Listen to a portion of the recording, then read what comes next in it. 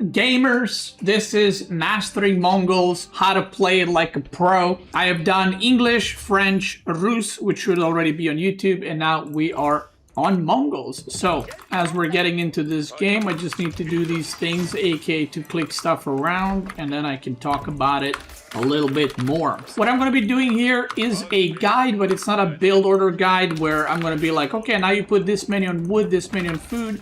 It's more of me going through my thought process as I'm playing these games, and hopefully you guys learning something from them. So yeah, I'm not going to say why I'm putting this many workers on this resource or something like that. Like I said, it is not a guide like that. I also have build order guides on YouTube, so if you're looking for that, you can go check that out. So,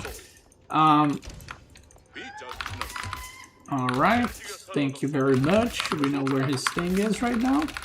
So what we're going to be doing right here for the start of this game, we are going to be opening with a little bit of a, maybe even a tower rush. I'm not sure. Let's see. This is where the gold is. Stone is not there. Okay. Second stone is there. But we'll do a tower rush. For tower rush, we need 3 villagers, so I'm just gonna do that. And we go there. There we go. Now, with French, you want to deny them gold, so they have to go into like, you know, horsemen or spearmen or archers or something like that. And basically what I'm going to do is I'm going to make 5 spearmen, I'm going to tower, and then I'm going to go into Keshiks most likely. And the reason I'm going to go into Keshiks is because if he does not have gold, then he can only make non-gold units, obviously. So because of that, I can then go into Keshiks and cause a lot of problems for him. And at the same time, if I need to make archers, I'll make archers, but it gives you a pretty good advantage. And it also means, against French at least, that he can't go pro scouts. So you're kind of creating multiple problems for him at the same time. So that's why he's probably mining gold with 4 workers there, because he wants to get enough gold for whatever he's planning to do, right? I'm gonna need a little bit more wood, and then we're gonna go for the age up. Now I'm gonna block berries here as well, which is pretty nice.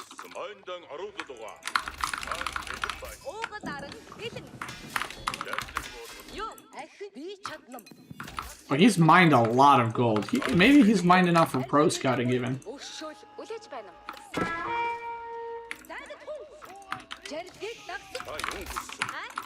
So what I'm gonna do here is I'm actually gonna go for a tower like here. And this tower might even block his wood line a little bit, which would be very nice. So that he has to be careful how he attacks that. I'm gonna kill this sheep actually. There we go.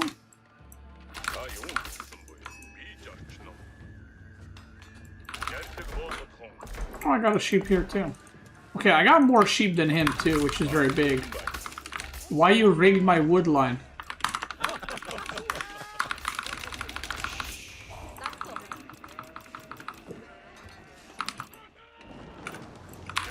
Okay. You made a mistake not deleting that mining count, because now I'm gonna get the raid bounty or whatever it's called. Oh, there it is. And we love that.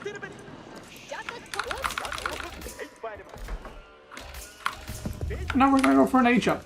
Now, Mongol, I will show you the trade playstyle, right? But I'm also gonna show you just the standard deer stone. I'll try to show you like Mangudai, all kinds of different combos that you can do with Mongol. So this is gonna be really, really annoying for him. And I got more sheep than him by quite a bit. I think I got 14 or 15 sheep. So that's really good for me. Pretty bad for him. But what are you gonna do, you know?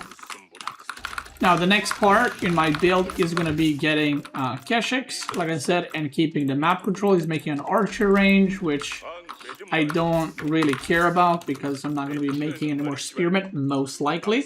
Now, all the other golds are on this side, so that's... Sometimes when you play Mongol, it's very important like to keep track of the enemy resources, because it most likely means that the other golds are here, so there's a very good chance he has a tower there. He's missing some villagers, so he has a tower there probably with villagers on gold already. So we're gonna go and check, but I'm pretty sure that is what is happening. But what this tower rush did is it basically made him have to go outside of his safety of his base. Yeah, there's a knight. And because of that, it opens him up for harassment more. So it's not like it's an auto win or something for me, but it opens him up for harassment. Okay, he's going now to there. There we go.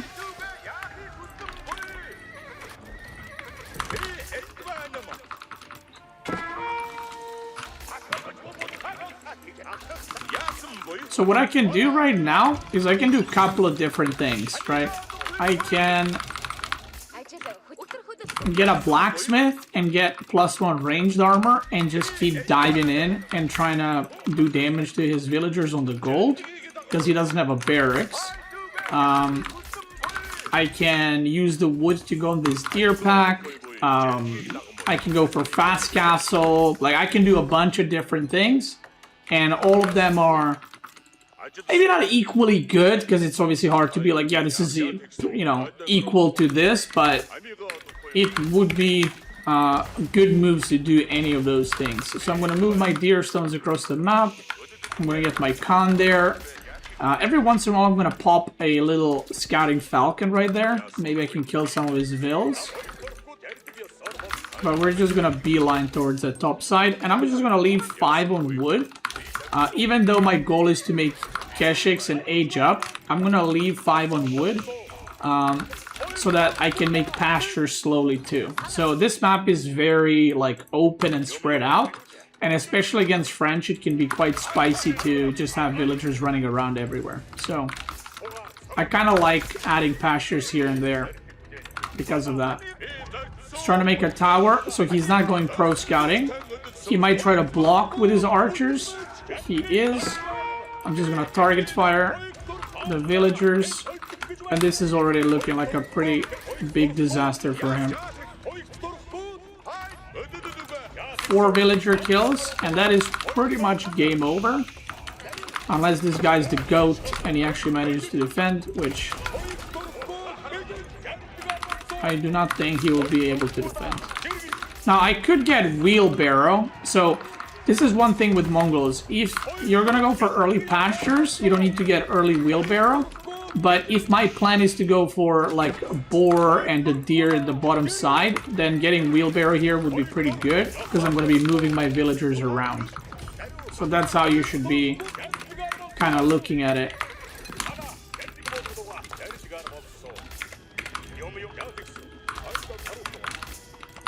Okay.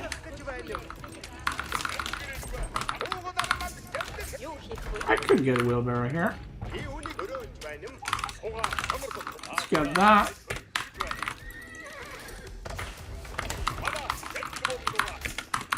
And now I'm gonna keep making Keshiks, but slowly work towards an age up. I'm gonna throw this here. Oh, that is a rigged woodline actually. -1 worker. Yeah, he said earlier, why did you rig my woodline? That is a pretty bad woodline. If I knew it was like that, I could have even made it worse for him. I'm gonna send 5 more villagers at the bottom side. I don't have wheelbarrow, but it's fine because he can't have knights on the map because he's got to defend. So all his knights are here. So I'm just gonna go for a little engagement. Now I have +1 ranged armor, and my Keshiks do heal when they hit. So I can do some kind of nasty harassment here. I'm gonna use the speed aura. Not looking good for him. Don't know where his villagers are going, and that's going to be GG. So, that's pretty much how you can play this matchup. Now, if he added Spearman and he went Spearman Archer or something like that, I would just go Keshik Archer. So the point is to put the French player in like an uncomfortable position. Okay, that's the whole idea. You want to dictate the tempo. There are some matchups or maybe maps where you're the defensive one, especially if you're trading. But if you're going deer stones, you kind of want to put pressure on. I would say fast castle builds with Mongol with like no units are not really a thing. You mostly want to open units into fast castle. How do you feel about Dark Age Pasture? Settle an argument for me. Dark Age Pasture, so Mongol used to be played with actually like 2 or even 3 pastures in Dark Age into Feudal without Spearman Rush or anything like that. But over time, that playstyle kind of went away. And the reason that playstyle went away is that was used for castle rushing Mongol builds. So basically what you would do is you would go 2 or 3 pastures in Dark Age, and it would produce so many sheep, you could actually get to castle without running out of food. Now, because you're not rushing castle anymore with 0 units as Mongol, it's not used like as used before. The reason you rushed castle before with Mongol is because Mongol did not have access to Keshiks, and they only had access to Lancers in Castle Age. So Mongol in Feudal Age was actually terrible. But now Mongol in Feudal is pretty, like, decent, good, whatever you want to call it. So it's a lot more common to just make Keshiks in Feudal Age. Now, some civs, you want to tower rush, some you don't, some you want to open spearmen, some you don't. Like, for example, if you play against English, it doesn't make any sense to tower rush because their villagers can shoot arrows. If you don't tower rush, you just keep gathering the early wood then. Okay, so that's an interesting question. And the answer to that is, if my TC is being placed very close, I just go gather sheep or gold immediately with those villagers. If my TC is getting placed a bit further away, I actually like to chop 1 tree down and then put a pasture down, if I'm not spearman rushing. No tower rush on HRE. So HRE is a weird one. You can tower rush and then deny their gold because the meta is pro scouting. If you deny gold and they can't go pro scouting, they can't just decide and like go for early farms or something like that. So I don't think that the tower rushing against HRE is as good. You don't have a light for your tank? No, I do. It's currently off because whenever the light is on while I'm streaming, it is like blasting how radiant it is for whatever reason. Like it's not that bright, right? But on camera, it looks insanely bright. So, yeah. I just turned it off during the stream. But if you look behind here, there's a camera right there. So I'm going to have a camera aquarium POV. Wham and set it up today.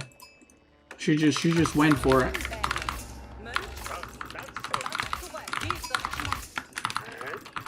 KT. So in this one, I'm going to show you a different style completely because of the spawn I have. And this is very important and also very important thing to pay attention to when you're playing Mongol specifically, okay? So sometimes you can change up your strategy depending where you got your gold, where you got your wood, where you got your stone, and so on and so forth, okay? So watch this, what I'm going to do. I'm going to open with a pasture. Right here. So I'm not going to do a Dark Age Tower Rush. Although against KT, Tower Rush can be pretty good.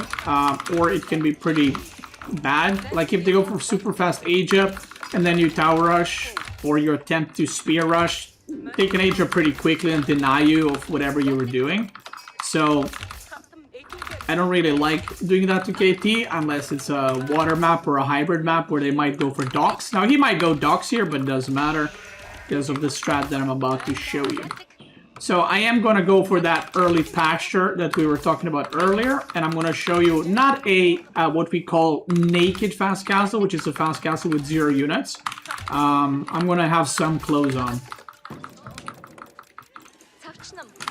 as I'm doing this build. So it's not going to be fully naked. Okay, and now we're going to go to double pasture and we're going to age up. But what I'm going to do is basically an adapted version of like the old school castle rush. I'm going to build double pasture and then I'm going to go into maybe Mangudai. So what I'm going to try to do is deny his resources as much as I can.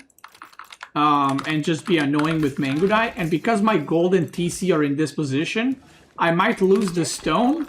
But if I lose the stone and I keep gold and wood and I age up to castle, it's going to be a pretty good spot for me. So, yeah, like I said, the point of this guide series is not to show you build orders, it's to show you different play styles and how to deal with certain things. So, we're going to go for that. We got 15 sheep from the map, which I don't know how many sheep exactly there are on this map. But we will see.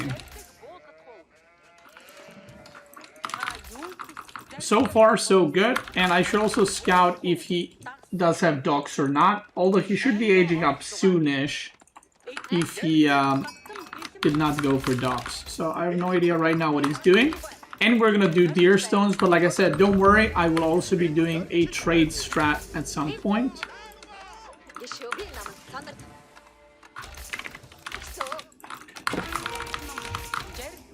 Oh wow, he opens spearman, that's funny.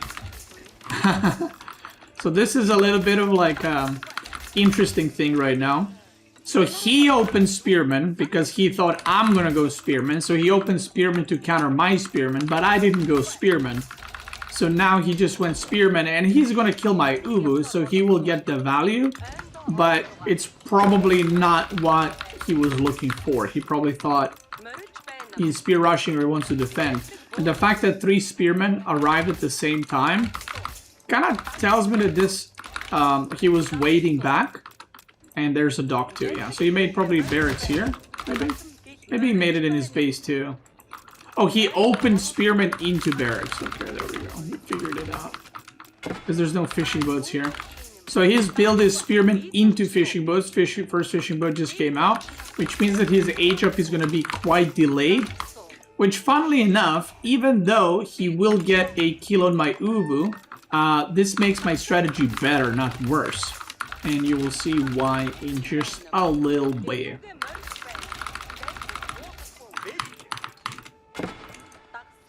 Okay. Ooh, we're getting more sheep. I'll just age up quickly here.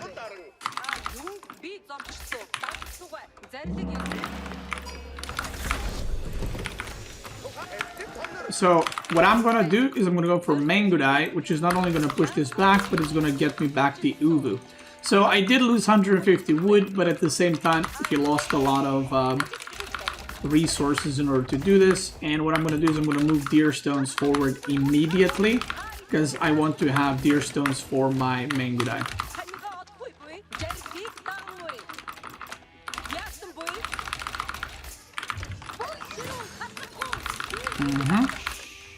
And we're just going to go straight to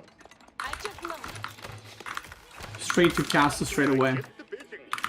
Make some Mangudai, but then, you know, just do something else. And this is the part where the harassment begins, and I'm just gonna go for the big stone. It might look very risky, but it's really not if I have the map control, which I am going to have. He's gonna wall this off, which is fine, I don't care. I'm killing a scout right now. And I see the spearman, which is pretty big. Is he trying to attack from the stealth forest? Which is funny, because I can see in the stealth forest. We're gonna send our archer range there. And the next wood that I'm gonna be using on is going to be for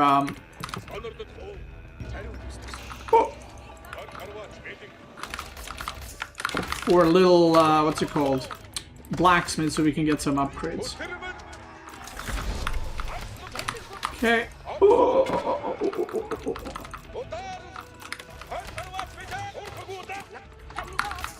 Okay, maybe I go drop off these sheep and then come back. I don't want to just lose sheep for no reason. Let's get blacksmith. See, my sheep count is really good.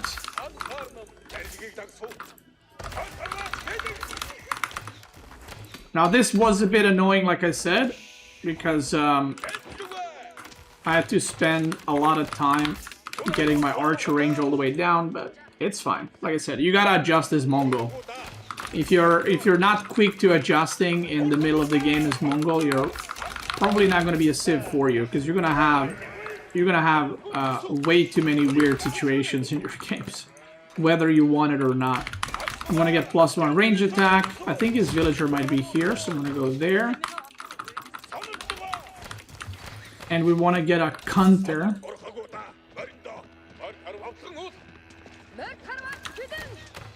He might have gone dock here into barracks, actually. Oh, Pilgrim is here. He made a galley. Okay.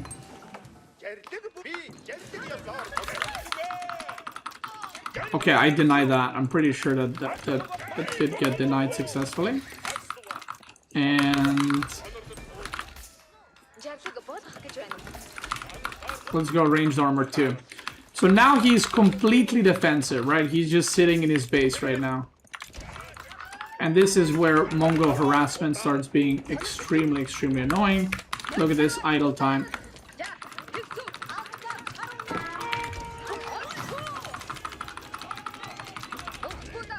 He's got the Chandelier Knight, but we don't care too much. 2 more Mangudai arrive. He went on this wood line, so we're just gonna rotate a little bit. And I could make... I'm gonna make another set of Mangudai. Look at that. Another catch. I'm gonna make another set of Mangudai. And then we're gonna chill afterwards. Actually, I don't need Gur, because I'm going to go for step readout, and this thing can move here. Now we got the range from the counters, so I can kite and kill his units at the same time. He's walling off. Let me help him with that.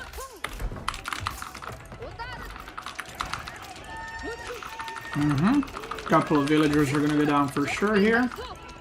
Now notice I'm trying to stay out of range, so I'm not greeting for villagers. I just want to make sure I kill them.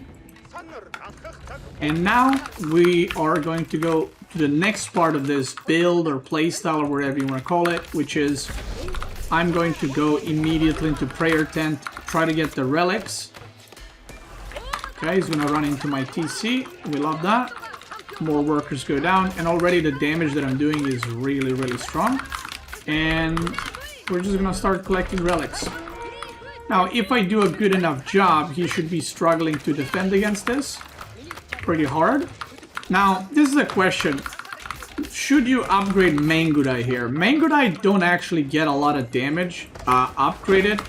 So I know that sounds a bit confusing, but Mangudai scales terribly in Castle Age. So I would actually tell you to not upgrade Mangudai unless you're like floating a lot of resources, aka you have a lot of resources. And what I'm going to do is I'm just going to try to get relics. I'm going to pick off these pilgrims. There we go. And I'm going to get +2 ranged armor instead, so that these archers don't do as much damage to me. And after this, we're just going to go... That's right. We're going to go fast Imperial. Now I can get a Mangudai upgrade. I don't mind it because I have enough resources. But right now, this is looking like a pretty nice game for me. I killed a lot of villagers. I'm super safe in this position. I have 12 extra sheep. Like, I have sheep that are dead, and then I have extra sheep on top of that. I'm going to force him to just camp inside of his base and to not be able to move out. And another thing is, he has no clue what I'm doing. So, that's pretty good for me, too. He's mining some gold. I would rather intercept pilgrims. There's one right there. I'll activate ranged armor. I'll just go through. And I'm gonna get whistling arrows improved. I think this upgrade is quite underrated.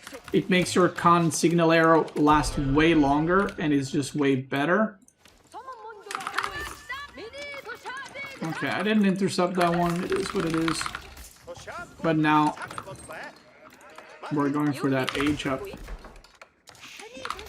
Right here, right now. Okay, so this is both a good thing for him and also a bad thing for him. Now let me explain. It's a good thing because he's going to pick off one monk. Bad thing because if I control this correctly, I should be able to kill those easily. And if I do kill those easily, then he just lost 4 knights for not no reason, but, you know, he didn't need to lose them, if you will.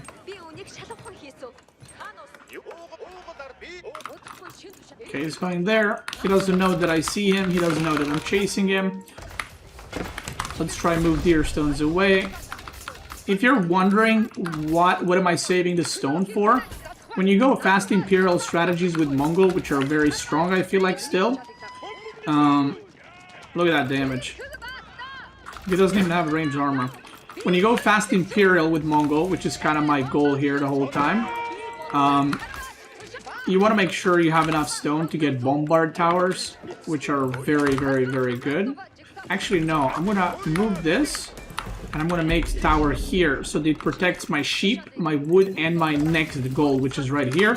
And again, this is why I'm going fast imp. It's because not fast imp is good and I go fast imp. It's because of the spawn that I got, which is very good for fast imp type of strategy. Okay, we got that relic too.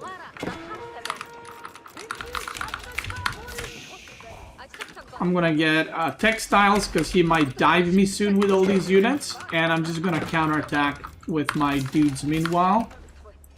And we should be on the way to Imperial. So 14-minute Imperial with a crap ton of relics as well. That's pretty nice. Mangada are coming in. I'm gonna activate the defense arrow, and remember this lasts like a crap ton, like a lot, like 12-14 seconds or something like that. I don't know the exact amount, I'm bad with numbers in this game, but it lasts way longer, so it's just way, way better.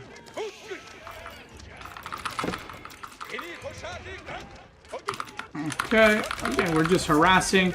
Purpose of this is not to win the game, it's just to annoy him as much as possible.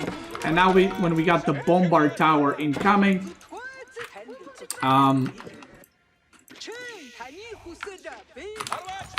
him diving is going to be way, way, way more difficult. I don't know if that's walled. It's not walled, so we're just going to run through there. And now we actually, funnily enough, when you reach Imperial, you don't need food as much. What you do need is going to be...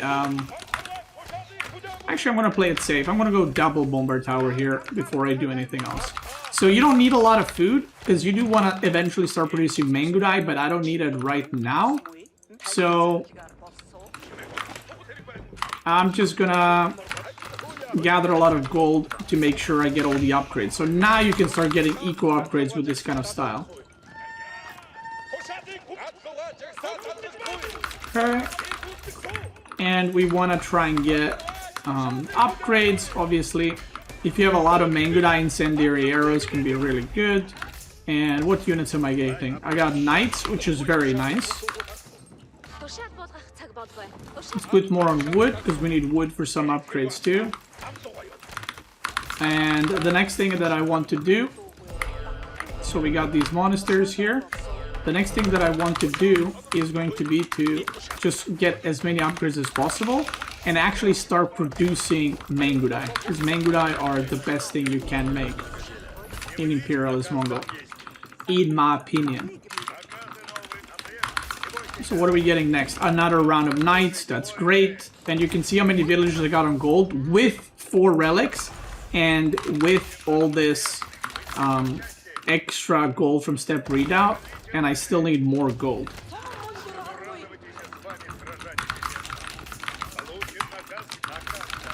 Okay, you can add more pastures, or you can even just add archer ranges. I'm getting tight barns. 2 bomber towers makes it almost impossible for him to do anything. And yeah, this game feels pretty good. Pretty good. We're just gonna keep getting upgrades, because again, why not? Nothing there. Okay. Let's go get that relic delivered. And this kind of style, it's like you can do it against every civ, but at the same time you have to be a little bit careful. This kind of play style, if you know how to do it well, I think it's like very hard to beat. But if you don't know how to do it well, you're just gonna lose a lot of games automatically, kind of thing.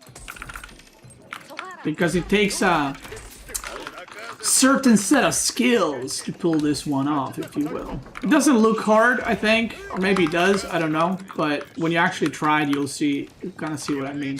So we're gonna go for double blacksmith. My economy is really good, and I can just end the game here. So I'll just do that. Yeah, I should be able to end the game here.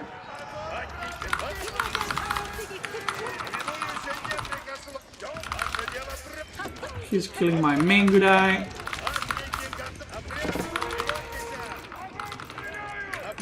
Okay, let's kill that. More archer ranges. And whatever Kaganat Palace poops out, we're gonna go with that too.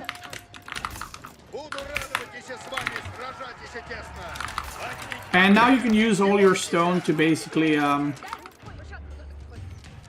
what's it called? To just upgrade towers and move around the map and stuff like that. I cancel one eco upgrade, but it doesn't matter. I can even just dive through here. Getting ranged armor. Using the little eagle. And now you just let Mangudai do the Mangudai stuff. You add more pastures. Pasture it up. Oh, and another thing, very important upgrade to get is the military academy. But I don't know if it's fixed, but the last thing that I heard, this is October, is that military academy improved version is bugged for Mongol.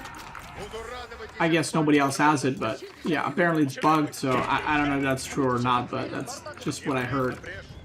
So you can believe it or not, it's up to you. We go for a dive again, we can turn on the defense arrow, so basically I don't take any damage from here. My main good, I got 4 ranged armor, so they're like knights, and he GG's out. So, there it is, that's the Mongol castle rush into Fast Imp. Against the civ that plays passive, so you could do...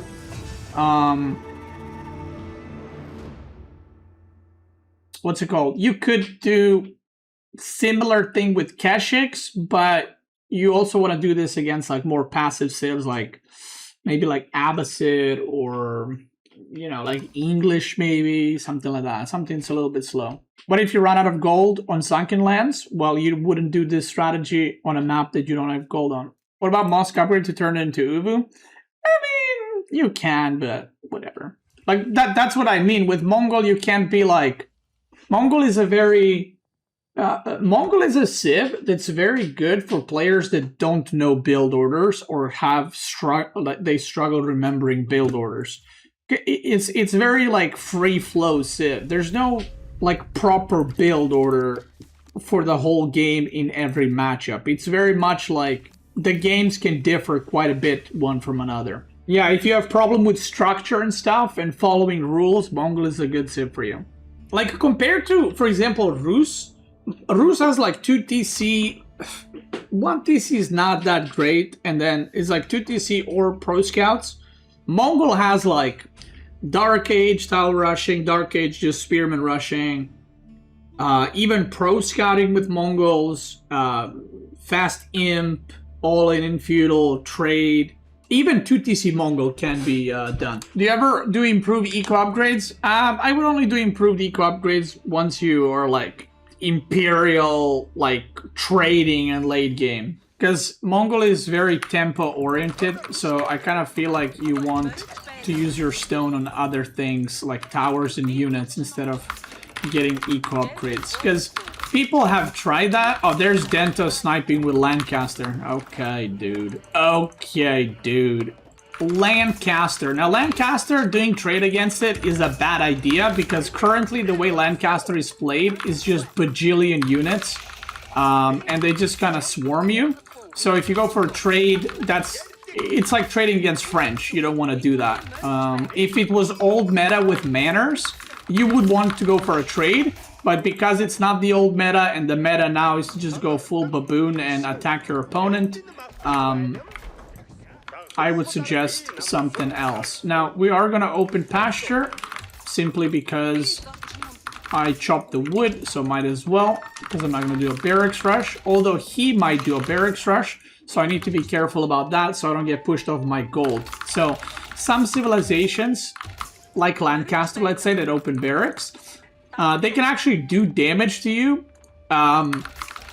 because they can target two different things. Most matchups, the enemy can only target the gold, but if you're playing Mongol, the enemy can target your gold, they can target your ubu as well. So this is why I'm kind of going fast on gold, because I'm trying to get that mined. And he's got back gold and back stone. Okay.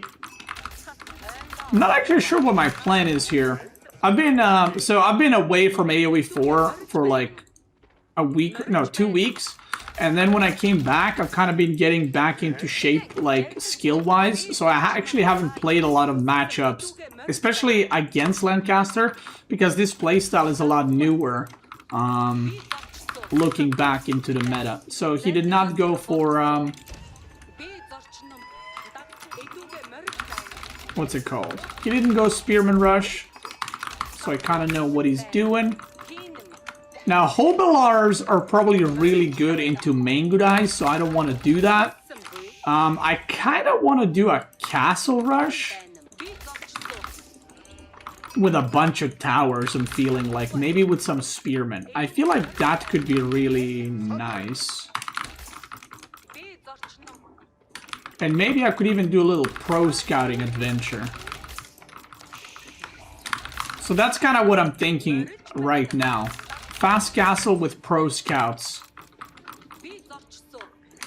Or, do we just skip the pro scouts? Maybe we do skip the pro scouts.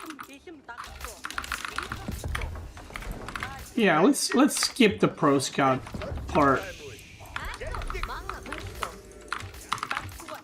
Let's not make every guide with pro scouting in mind.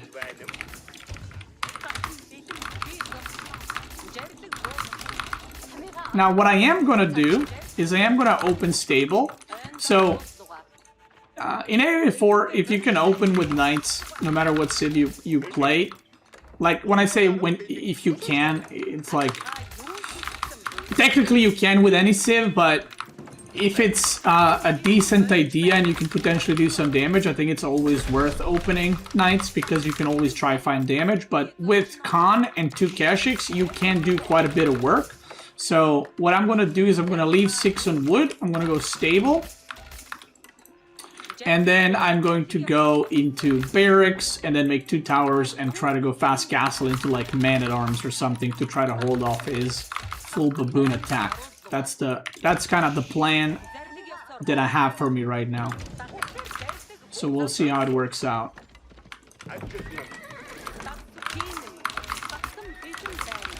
Okay.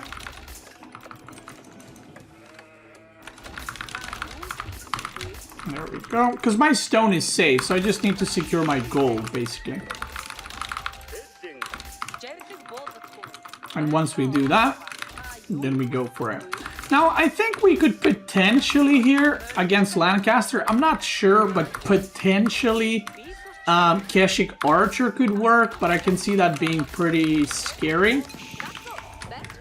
So we ain't gonna risk it. Risk it, because there ain't no biscuit. Thank you. And I'm just gonna make 2 Keshik, okay? I'm not gonna make... Because basically 2 is gonna do the same thing as 4 in terms of I want him to like be a little bit worried and kind of chill in his base. I'm not trying to do some severe amounts of damage or I don't know what. You know, I'm just trying to put some pressure and make him be like, ooh, I need to be, you know, worrying about this or about that. Let's go for another pasture.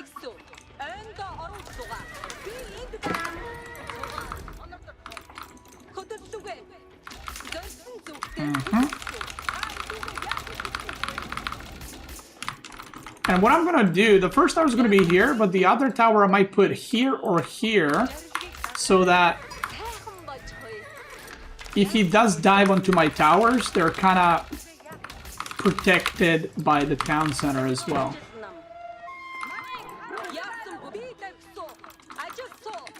Okay, he's making lords. And I'm gonna go for another pasture here,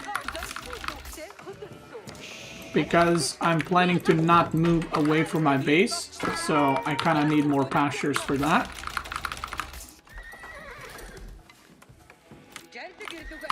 I'm gonna make another Keshik. No, I'm gonna make another 2 Keshik. So I normally wouldn't do this, but there's a scout right there. And if he just parks AFK, he's gonna be able to scout everything that I'm doing, and I don't really like the idea of that. So right now, this does not look like a fast castle from me, because I have 3 on gold and I'm making Keshiks. It kind of looks normal.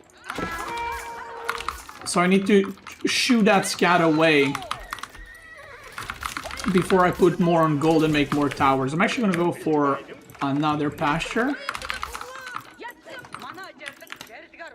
And I'm going to try to catch that scout. Potentially even kill it would be kind of really good situation. There it is.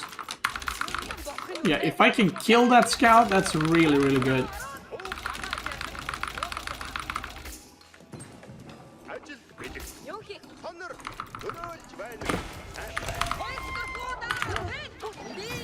I can use deer stones as well.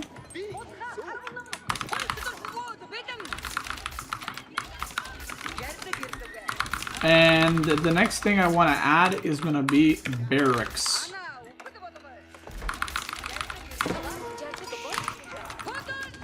Okay. I wonder if I can fight this. Like, I genuinely don't know, because I just haven't fought Lancaster with... So I don't know how Keshiks interact with these guys. I can put deer stones there. It's not a big deal. See, because I went Keshik, and because I'm doing all this aggression, he's playing so passive. You see that? And AoE 4 is a lot about, like, putting pressure and showing your opponent your teeth. It's like showing your opponent your front 2 teeth, and you basically got fucking no teeth in the back. You know what I mean? But they don't know that. Like, you can chew, but they don't know that.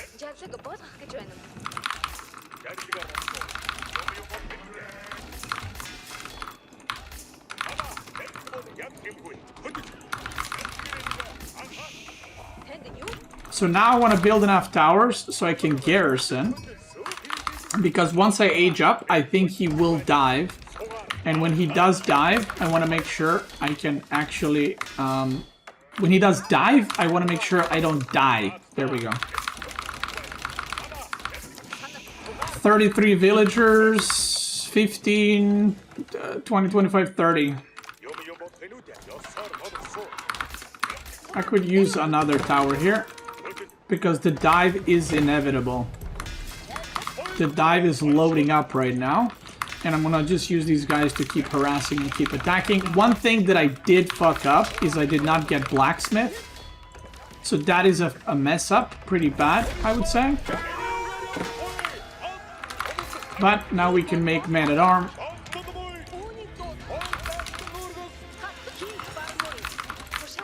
I want to get blacksmith for +1 ranged attack. He's killing my landmark, which I literally don't care about. So that landmark is just buying me time right now.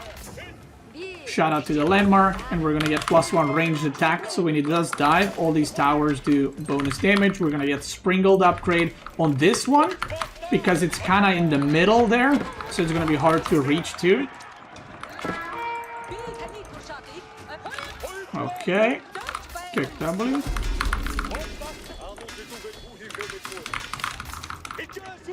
And you can always kill these guys as well. I could upgrade Keshiks. I mean, it's not an expensive upgrade. So every time I get some a range away from the spearmen, you know, I just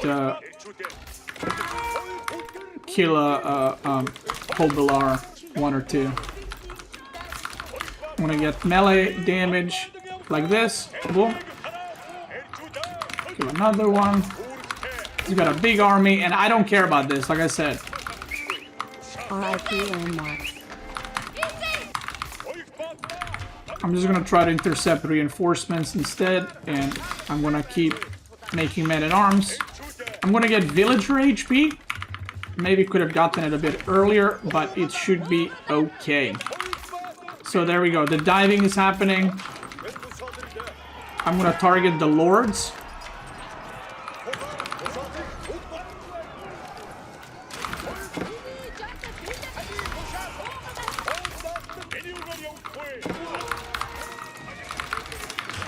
And look at that.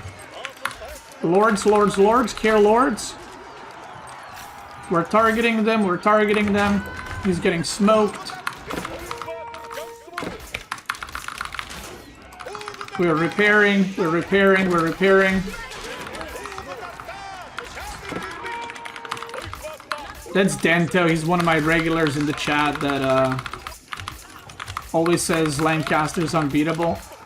And every time I beat him when he plays Lancaster, I like to, you know, goof on him a little bit. Just a little bit. And now we can do a counter push because he should be in a lot of trouble. We're gonna get +1 ranged armor. And yeah. Now what I would do is I would get relics. And I would just mass up an army and kill him. So there we go. Body Soldier, thanks for a resub. Appreciate it. Thank you. Okay, Byzantine versus Mongol. This is one of the easiest matchups for Mongol, in my opinion. So that's pretty unlucky for him. So whenever you don't need Gur to chop wood at the start, you can just use it to try get an extra sheep or 2 if you have the necessary clicks for it, if you will.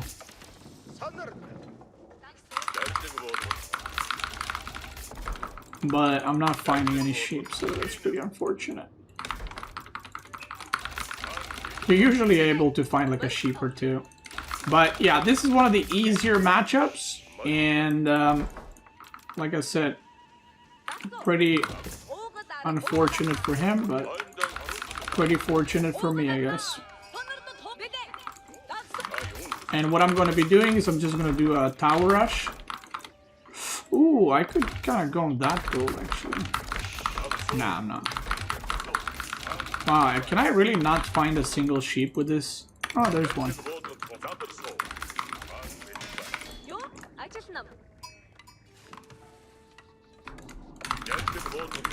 Okay, now I want to go see his base. We found 1 sheep, we'll take it. And if you're playing aggressive in a matchup where you have an advantage and you find deer early, like I did, and they're close to your base, you can just go for early deer too. But I'm going to make a couple of spearmen first, and then I'm going to go in deer. Because if I go now, I'm going to run out of... Okay, he's on berries already.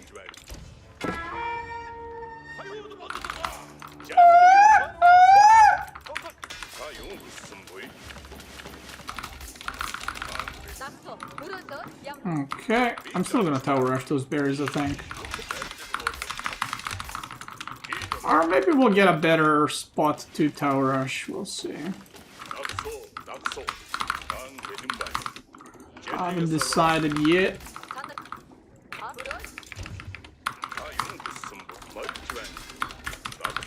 I need 20 more wood. Okay, his gold is here.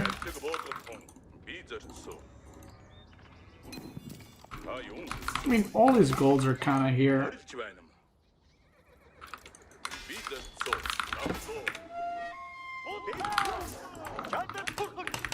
I'm just gonna tower rush the berries here. Anyway.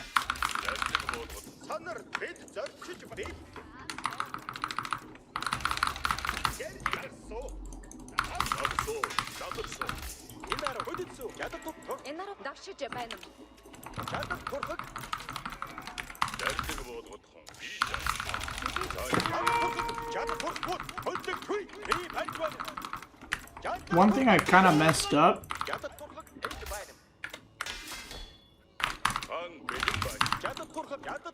is the fact that I didn't realize I need to make a gur because I'm on deer right now, but that's okay.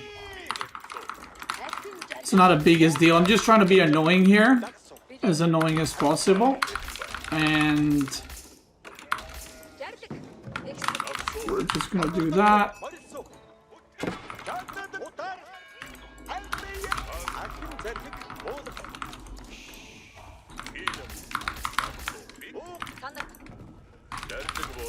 There we go.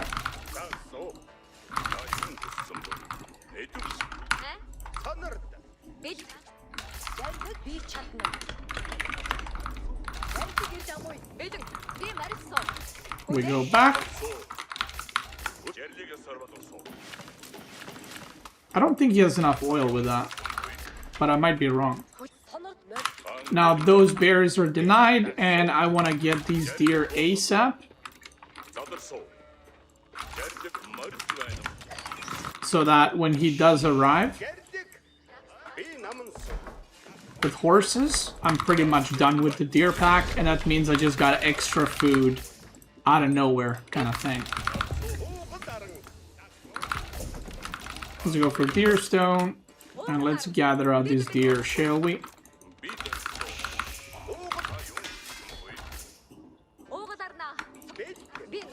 I actually gotta go back to get some wood because I need to make spearmen. And from here on out, see, this is the interesting thing. Players used to go Grand Winery and just die every time because they were like, well, I must go Grand Winery. But going Hippodrome is kind of a legit strat. So people are now just going Hippodrome, in which case I'm going to go into Keshik.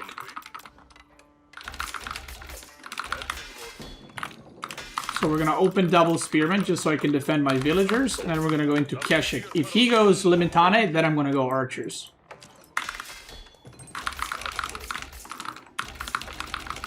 That's kind of how this is going to go. Here we go. His scout is on the over here or went there, so he doesn't know that maybe I'm on the deer or he's not aware of it. I'm not sure. But right now I have a pretty good vision. I know what's up. He might harass here, but like I said, I don't care. We're aging up.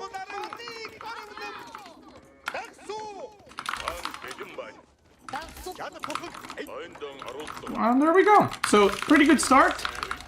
Pretty bad start for him. But, you know, it is what it is, right? You win some, you lose some.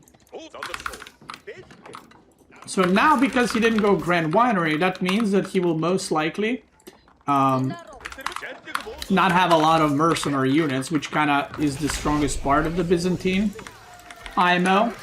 So that's why it's a good start for me, basically. Because if you manage to deny if you manage to deny what's it called? Oil. See, this is the problem. When I play against higher level players, it's like they're bullying me and harassing me everywhere, and I'm like struggling to talk. But yeah, if you manage to deny the oil, it becomes a lot harder matchup for them. And I got the deer pack of 5, but you know, that's pretty good. And they should be done gathering there really, really soon.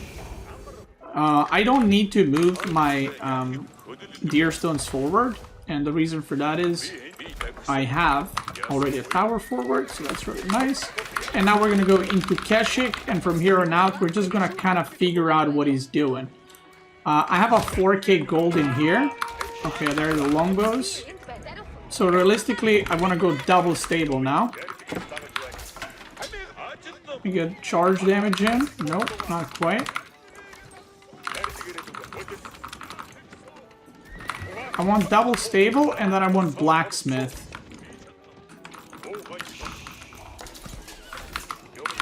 You go this side? We're gonna have some spearmen on patrol there. I don't know if he went back. I guess he went back. I'm gonna go on these bears over here.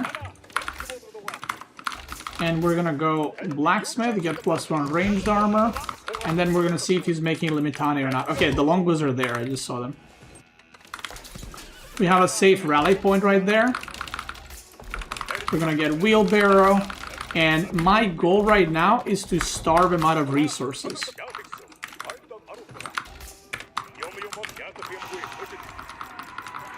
Okay.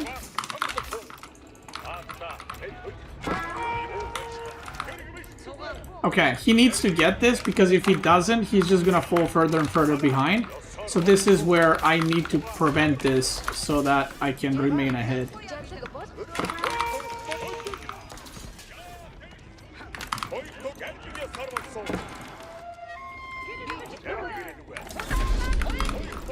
Oh no, he sniped the con.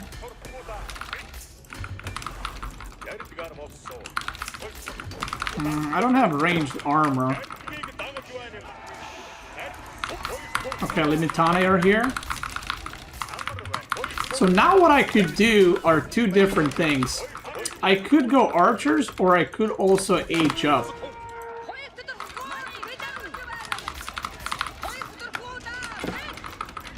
I'm gonna try kill all the longbows because those are the expensive units basically because you can't make crazy amounts of them.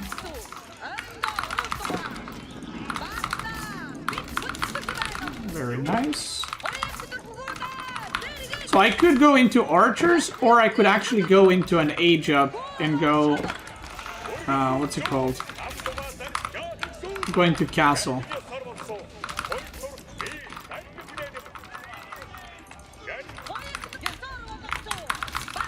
Okay, I have a good amount of sheep still. Make another pasture. And he also used Triumph ability, which you do not want to fight when he has Triumph ability on, because it does crap load of damage.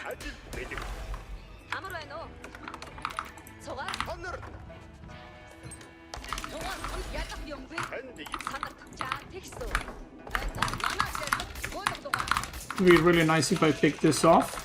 Although he can just remake it, so it's not end of the world for him, but it's just a nice pick off from me.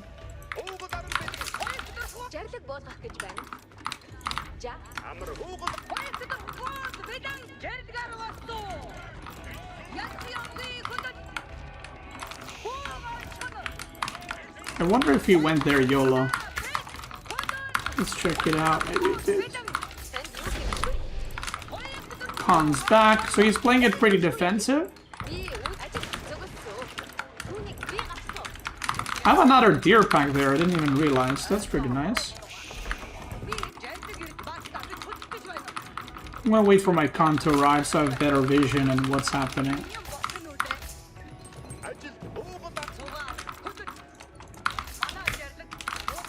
So this is a situation, I'm again in a situation where I could go fast imp, actually.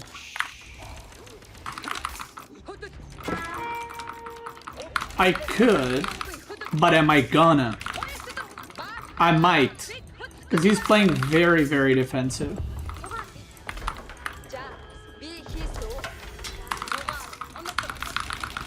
I'm making more spearmen. 15 villagers. He is raiding with horses, I know that.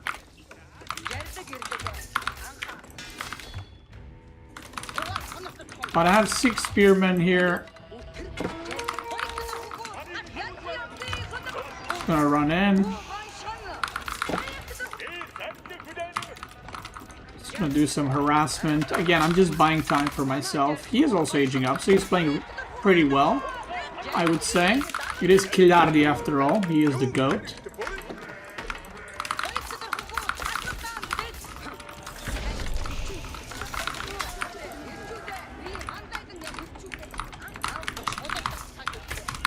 Okay, so again guys, I'm trying to commentate, but yeah, Kilardi is like a top level gamer, so I gotta choose when I talk, otherwise you know, clap me. Now, I think I'm still doing okay. These guys can chill and go back. Let's go monastery. I'm causing a lot of idle time for him, which is pretty nice for me. And I feel like his unit comp is not that great. It's mostly just Limitane with very few mercenaries and a lot of horsemen, which is like whatever. So I think I'm doing alright right now. Okay, more worker kills. We love that. He's trying to kill the tower. We get the spearman out. Put him back in the tower. Oh, there you are.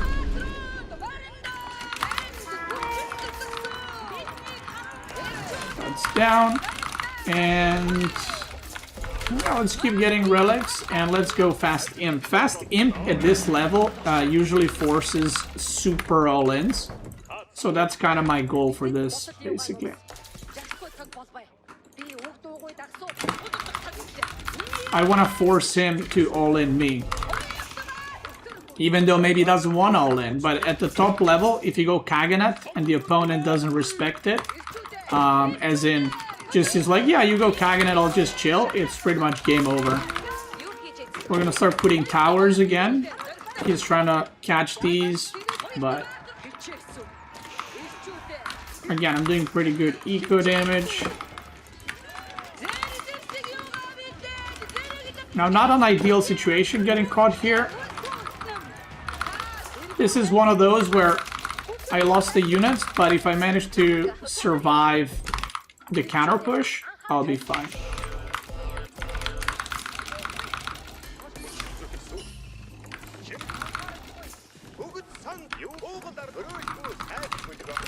Okay, spearmen go back.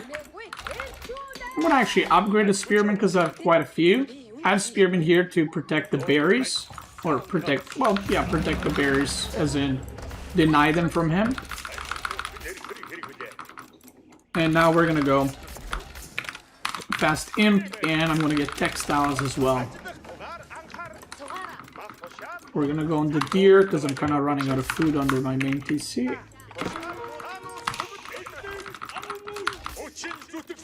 Get that.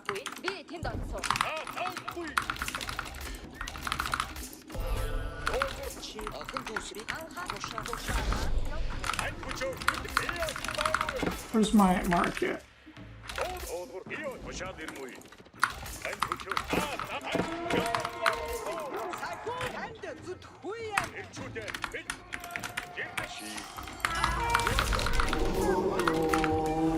So I already have +2 range attack for my towers and stuff.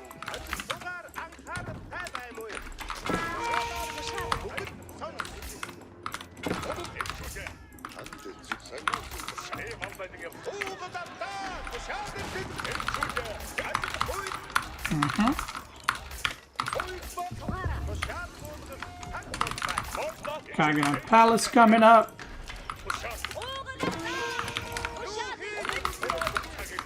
Now, a very similar thing to the last Fast Imp. I kind of didn't expect I'll get 2 Fast Imperial games, which is kind of funny. Because those are, I would say, not too common. But here we are. Now, I'm getting Military Academy upgrade, which for Kaganet, like I said, is really good. I'm going to get 1 Springle Tower. And then we're going to get this into Bombard Tower. I'm going to get some food. And I'm just going to make some Men-at-Arms and Keshiks. Like, right now, what I need... I could also just go for Mass Bombard Towers, or Mass Springle Towers. I think that's going to be better, actually. But basically what I need is I just need a bunch of units to hold and to tank for my towers while he gets away from my stuff, so I can actually get that value from Kaganet Palace. And we're getting Palace Guards first, which is okay. Could be better, could be worse. Okay, he's checking that, so I'm just gonna send a 2 Keshiks there immediately. Because that is very sus, if you will.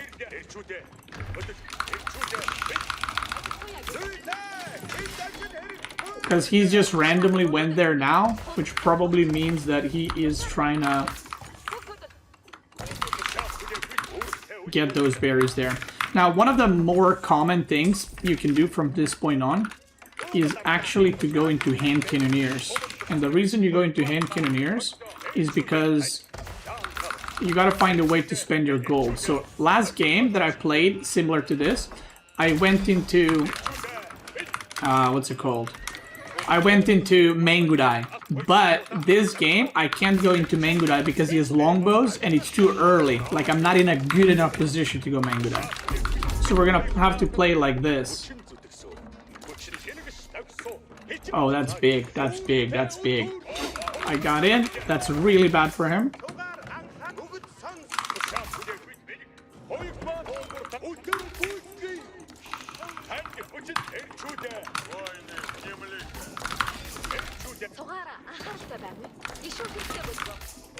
That's really, really bad for him and really annoying. And we see a push brewing right here.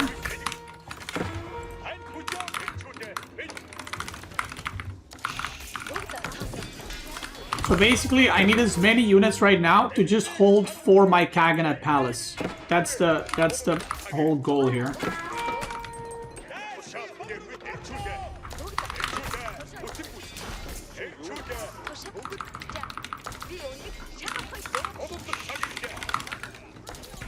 Okay, let's go for +3 ranged armor because he has longbows.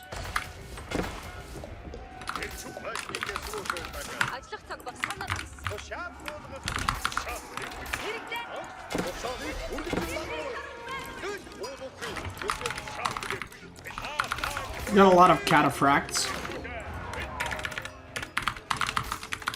which is fine. We're getting pow pow, and now we can use all the cavalry units to go raid, and we can use all the melee units, or melee infantry units, to defend. Now I am struggling on gold, but that's fine. Like you can just adjust your economy until you feel safer to actually get gold. I'm just gonna go raid, be annoying, and then like I'll just make spearmen, you know. We got pow pow, we're getting knights. I can fight this, I think. I got Imperial Rus Knights, so I should be fine. And yeah, I am fine. It says what the fuck.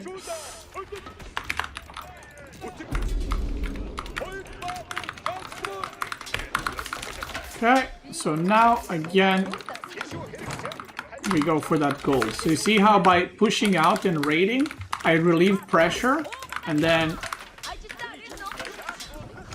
we go back onto the gold. You can do some micring here with these guys if you want, or lose them like I just did. That's also cool. I'm cool like that. You can also sell food, you know, in order to get more for hand cannoneers or something.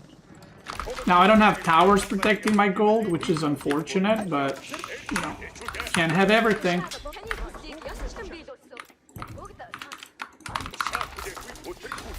He's making bombard or mangonel towers probably, so I'm gonna try to get this down.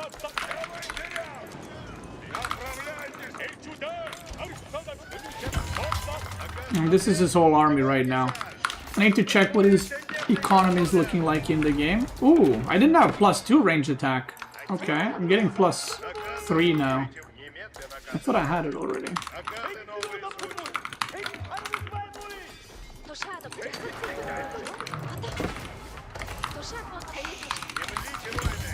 So watch this, I'm just gonna run in and be like, okay, if you want to trade, we'll trade. Because if him and I both lose same amount of workers, that's better for me, not for him. Okay, he's on 2 TC, which means he's nowhere near Imp, and his eco situation is probably pretty bad. Farming situation, okay.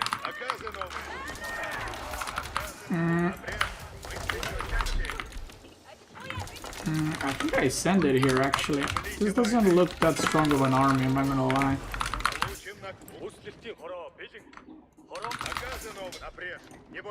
Yeah, this doesn't look like that strong of an army, so I'm just gonna go for it.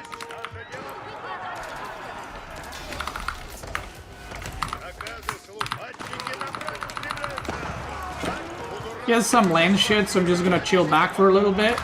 But yeah, I'm just gonna fully commit there. And I should be in a pretty good winning position. Yeah, I just mow down his army. Oh my god, it's a destruction actually.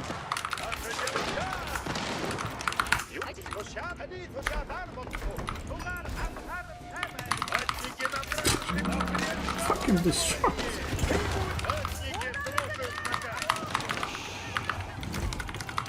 That boar?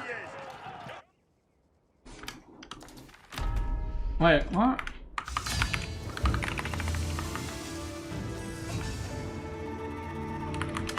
Wait, what the fuck? Wait, he lost everything to the boar?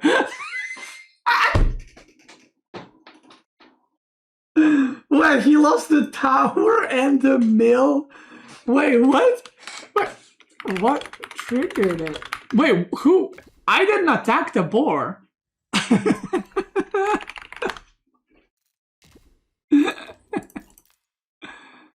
Well, there we go. See, guys, you always say, oh, he's just playing weak players and he's making guides. I just beat Kilardi, okay? He's the GOAT. He's crazy good, this guy. This is the first time I ever beat him, actually. That being said, I have to check replay. Okay. Here we go. Here we go. Here we go. Here we go. Here we go. Here we go. Here we go. Here we go. Here we go. 6 cataphracts are going in on that boar. Let's see what happens. Beautiful pull by Kilardi. Kilardi. He got it! No way! He actually got it! What? He got the... My god, no way! No way! That's crazy.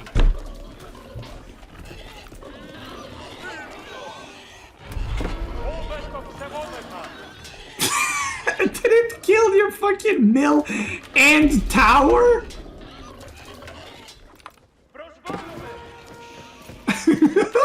Imagine you're Kilardi and you look... Fuck, I wish I could see his face IRL when he saw this.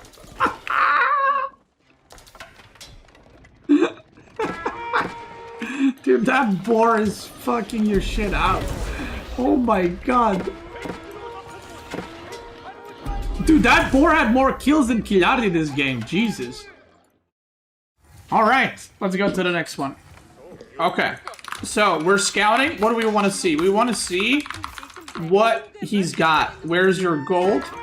Oh, I'm not gonna die to that. Come on, stop. Stop embarrassing yourself. His gold is here. You know how I know that? Based where his house is placed. Boom, right there.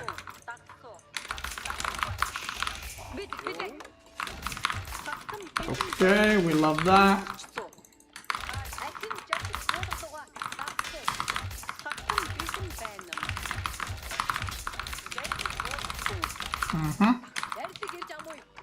There it is.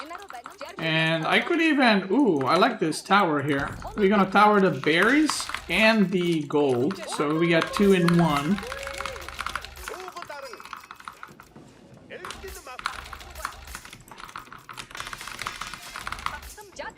And we hit the mining camp, which means that he's not going to be able to cancel it or delete it. So I am going to kill it, which is very nice for me. Sheep count, pretty bad. 6 only.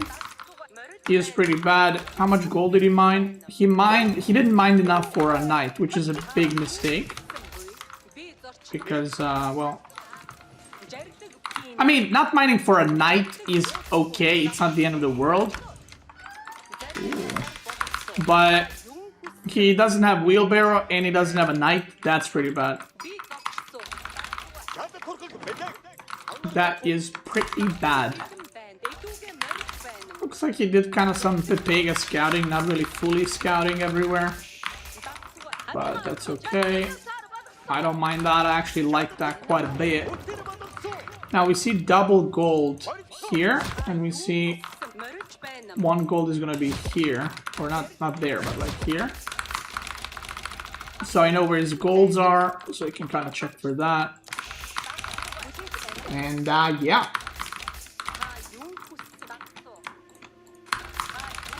Insta surrender by the French player. Now this matchup is more than playable and more than fine for French. It's just you gotta know how to play it. There's very few matchups in the game that's like, oh wow, he slowed down aging up so much. Is he getting stone? That's the only the reason I would consider him slowing down the age up that much. Let's see. Or he's making a tower. Why am I getting a stone?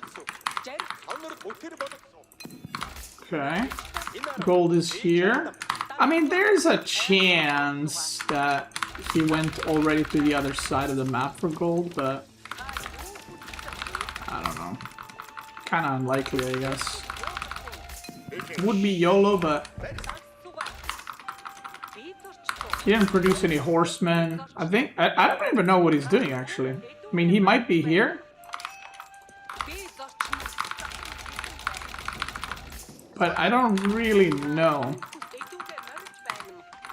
Because I haven't seen anything being made. He's not on stone, he's not on this gold. He has to be here.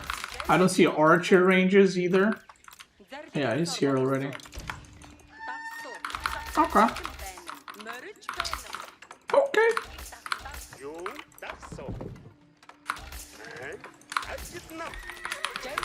We'll just go Keshik and follow our plan just like the last time, because this is the second time we're playing against French. I'm making a tower here. Now, what is he gonna make? Is he gonna go pro scouting or is he not gonna go pro scouting? There's a knight. Okay.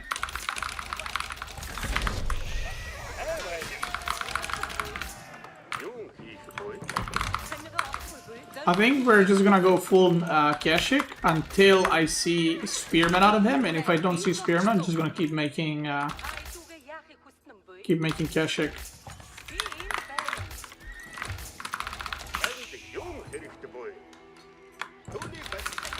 Get another tower. I don't need that many on wood anymore, and I just want to be safe to not get harassed and bullied and stuff. Plus my ranged armor so we can dive the towers. So now I just want to... Okay, archer range. I don't want to let him get the deer or pro scout the deer. I don't think he's pro scouting. Okay, doesn't look like he is. This guy's gonna go there. And by the way, getting a tower in like forward position is always, I feel like, so good. Because you get so much vision of your opponent that is just like really sick value like every time.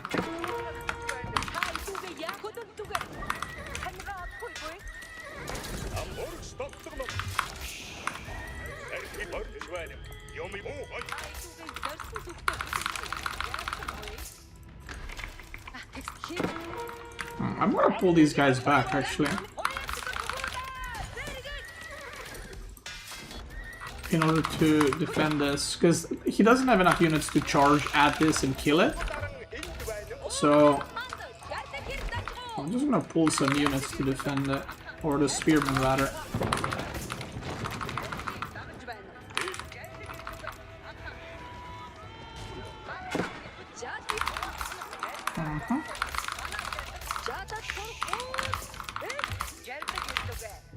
Getting shot by the tower. Now we got +1 ranged armor.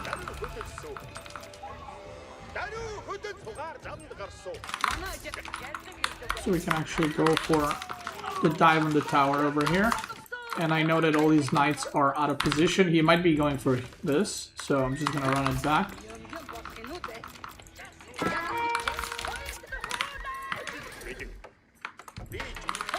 Now we're gonna use wood to get some pastures. I still don't see his knights that harassed me. Okay, there they are. Ooh, that was almost very good. I don't think we should fight back.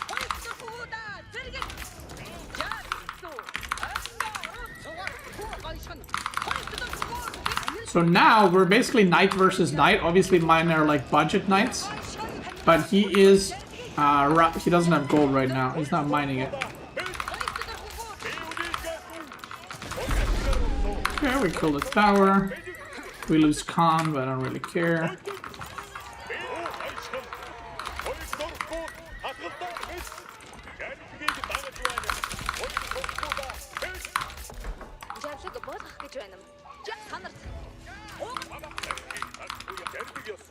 Making another tower. He's got a lot of knights, actually.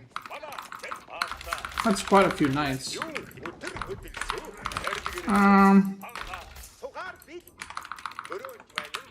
Go for a little tower here and get these deer.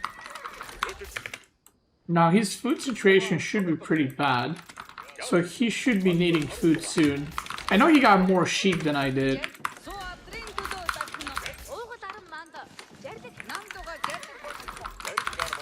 And I got really good income with these deer and all. But yeah, I gotta be careful. I'm gonna leave one weak Keshik there.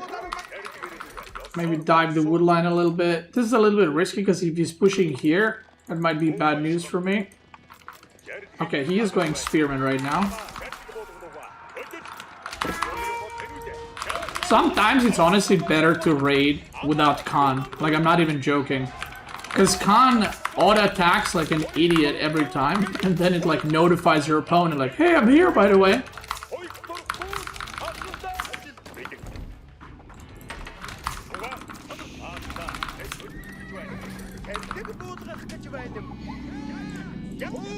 Okay, let's kill some deer. There. Oh, this is really bad.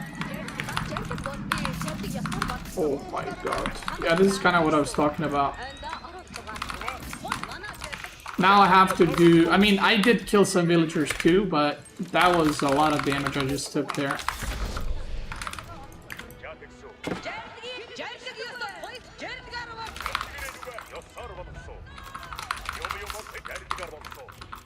How is he not out of food? I'm so confused. Like, genuinely, how is he not out of food?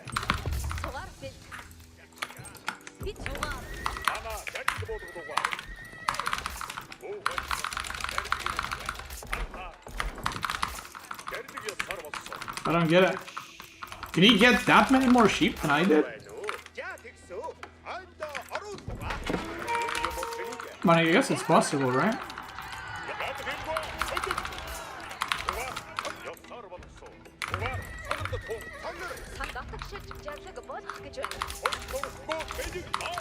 He showed up here and then ran away.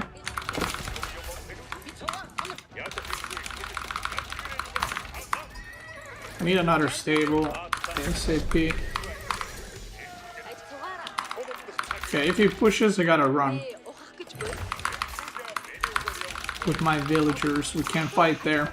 So what I'm gonna try to do now is I'm going to try get another stable or two and then get monastery to get relics. Now French is not really the civ that's gonna contest your relics super quick, but I do want to work on that. So we're gonna go for second monastery first because my food income is not that great. I lost a couple of workers, but so did he. He's on the boar now. Wow, I can't believe he's just now on the boar.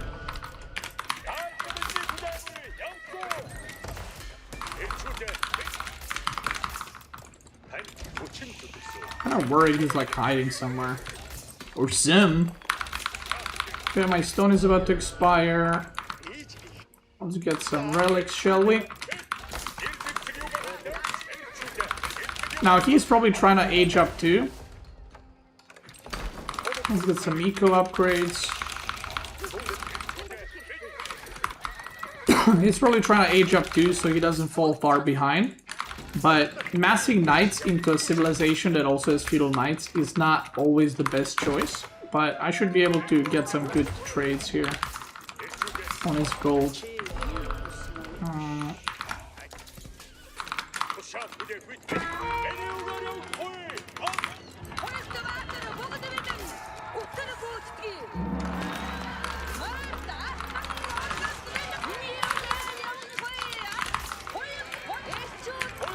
Oh my god, what is happening?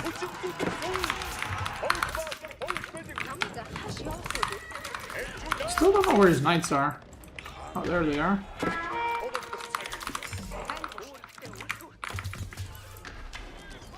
gonna attack the boar to pull it, and I'm gonna dive his main base, actually.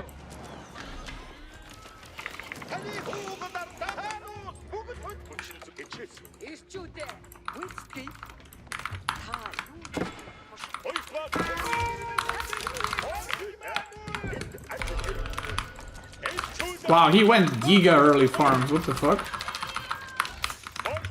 I'm just gonna dive here. My caches are upgraded.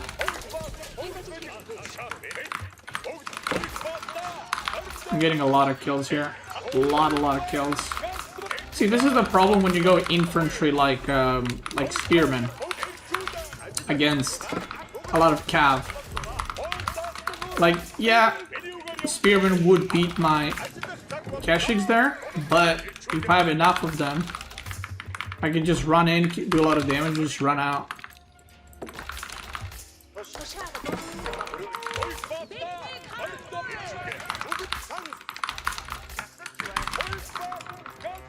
I'm not even gonna upgrade that tower actually. Oh, that was a big mistake. It was the 2 Keshiks.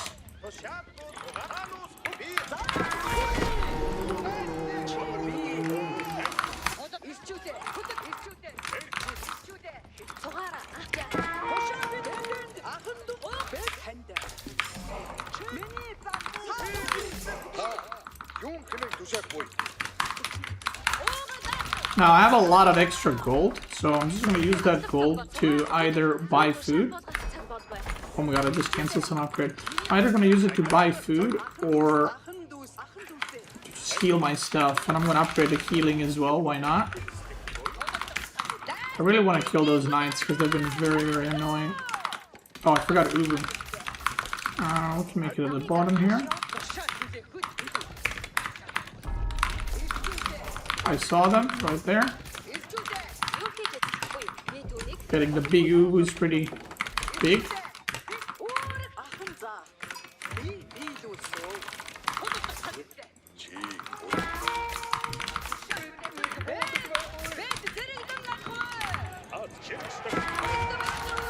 Thing is, he's playing like he's defending fine, but he still has to push at a point. Like just chilling ain't gonna cut it. Like he has to actually, you know, kind of go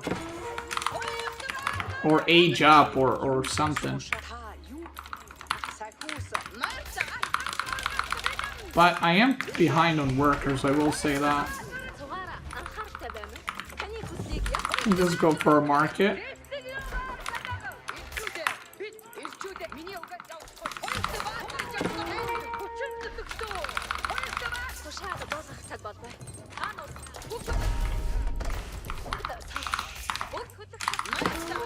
Okay, I'm gonna dive into his base.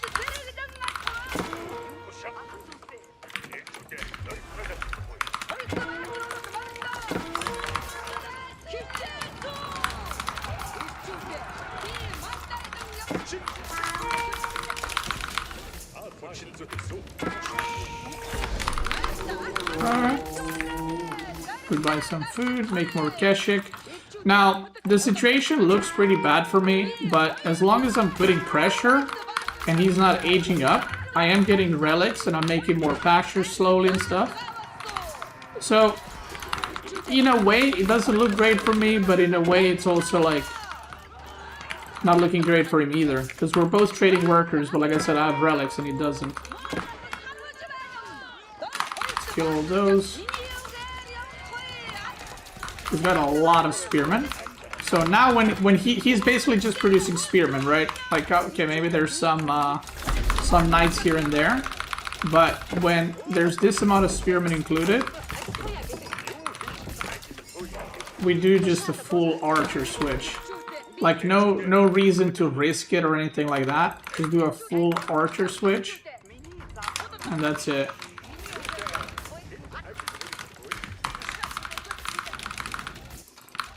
Can move some of these guys on wood as well. And I can just use like 5 on gold or something.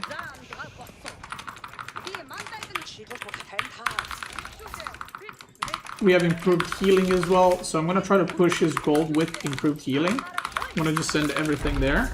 Maybe not. Maybe spearmen we send back to defend this side from those raids that are still potentially gonna happen.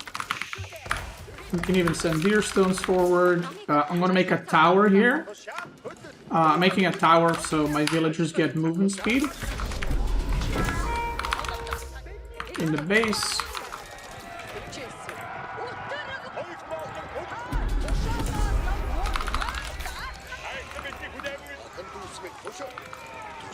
Okay.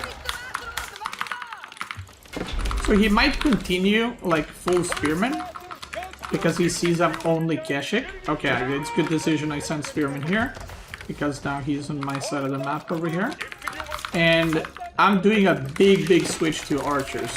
5 archer range. I'm gonna go 6 archer range actually because of all the spearmen. And if he goes into crossbows, which he probably will, if he goes into crossbows, then the archers are still gonna be really good.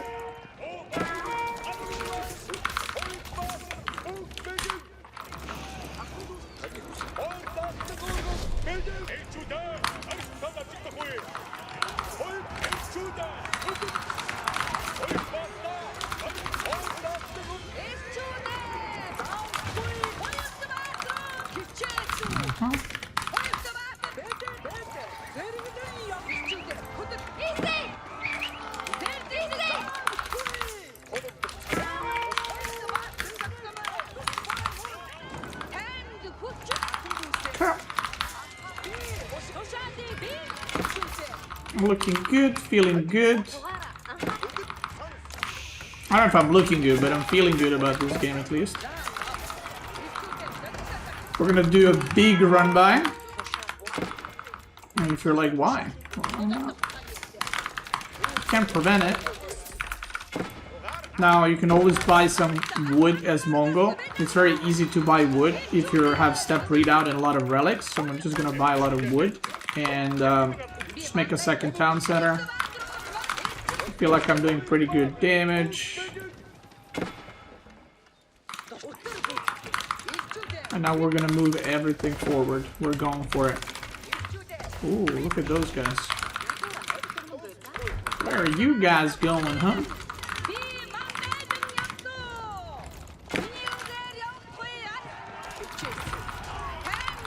Do some damage there.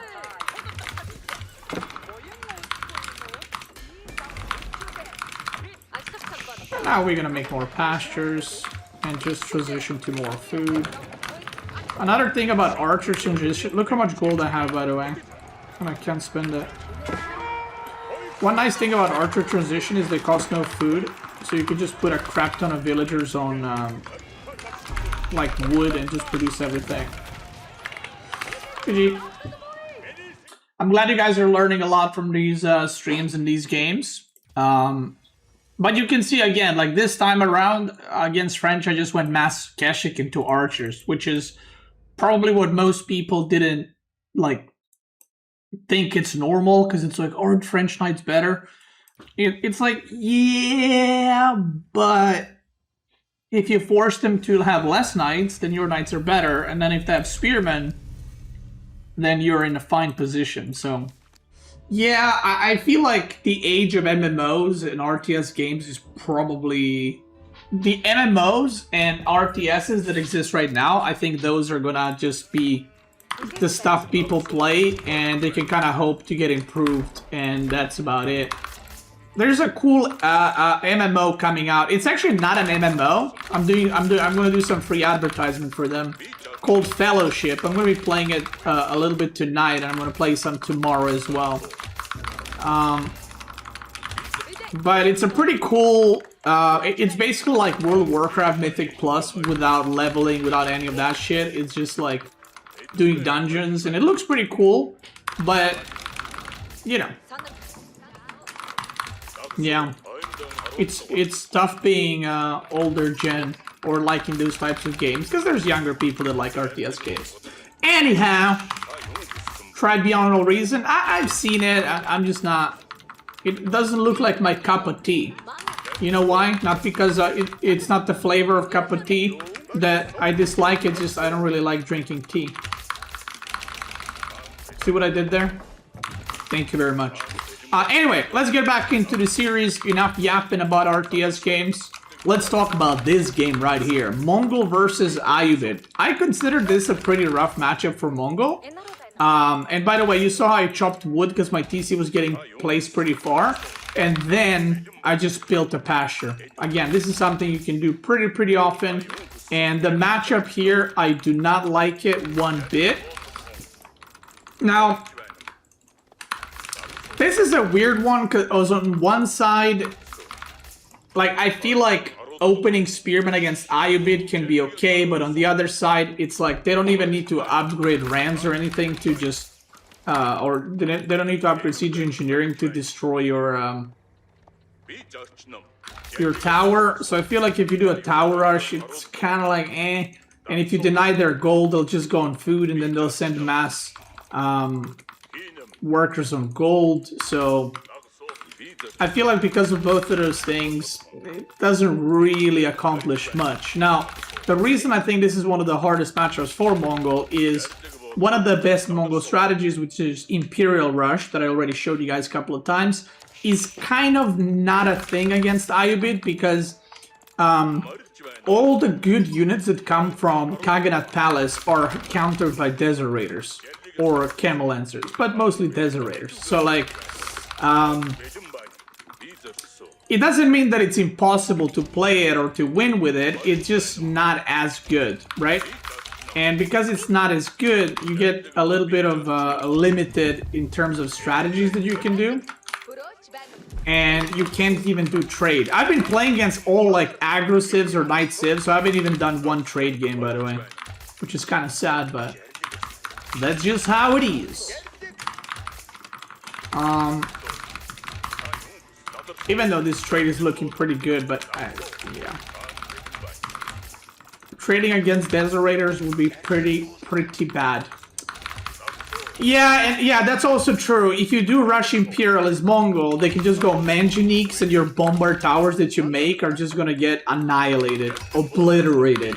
So it's just, like I said, it's just a rough matchup, and I'm not really sure what the best way to even play it is.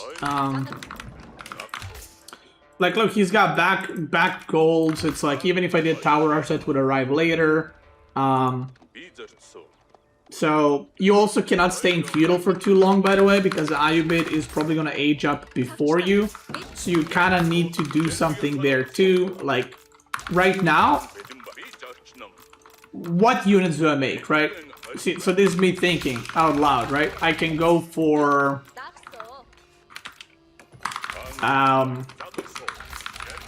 I can go for Mangudai, which are gonna do like -5 billion damage because of the aura from the camels. I can't go Kashyyyks because Kashyyyks are worse knights, and Desert Raiders already beat normal knights, so Kashyyyks are gonna get annihilated. So it's like whatever you go, it just kind of feels weird. You can go Spearman Archer, but you know, they can just defend that too. And then you're, like I said, always like making infantry units is just slowing down your whole unit comp so much. So what I'm going to try to do is I am going to try and go for these deer, secure myself some food, and then I'm going to try to react to what he is doing. But I'm just going to make an archer range immediately because I am pretty sure that this is going to be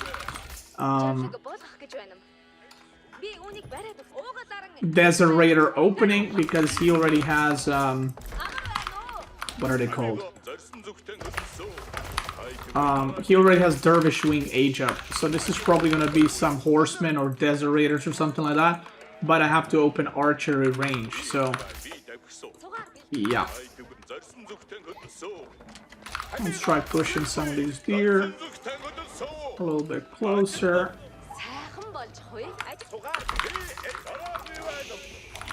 Okay, there we go. Let's see what he's gonna go for, but usually it's a Desert Raider opening. Or he might just go fast castle with no units, that's also a possibility. In which case, I guess I could also rush castle immediately.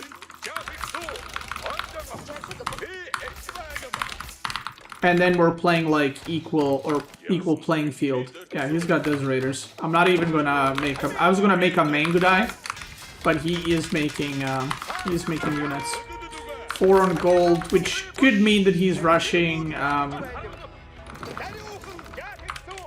gonna go here too. Need to secure food now before his unit count gets out of hand. But yeah, this can mean he's going fast castle. Like, he can just put workers on gold at any point. Only 1 production building, no golden age. He is actually gathering out the berries, which is either a mistake, or B, he doesn't plan to actually go eco wing in castle age, and he might go military wing, which, you know, it's one or the other. I don't know which one it is.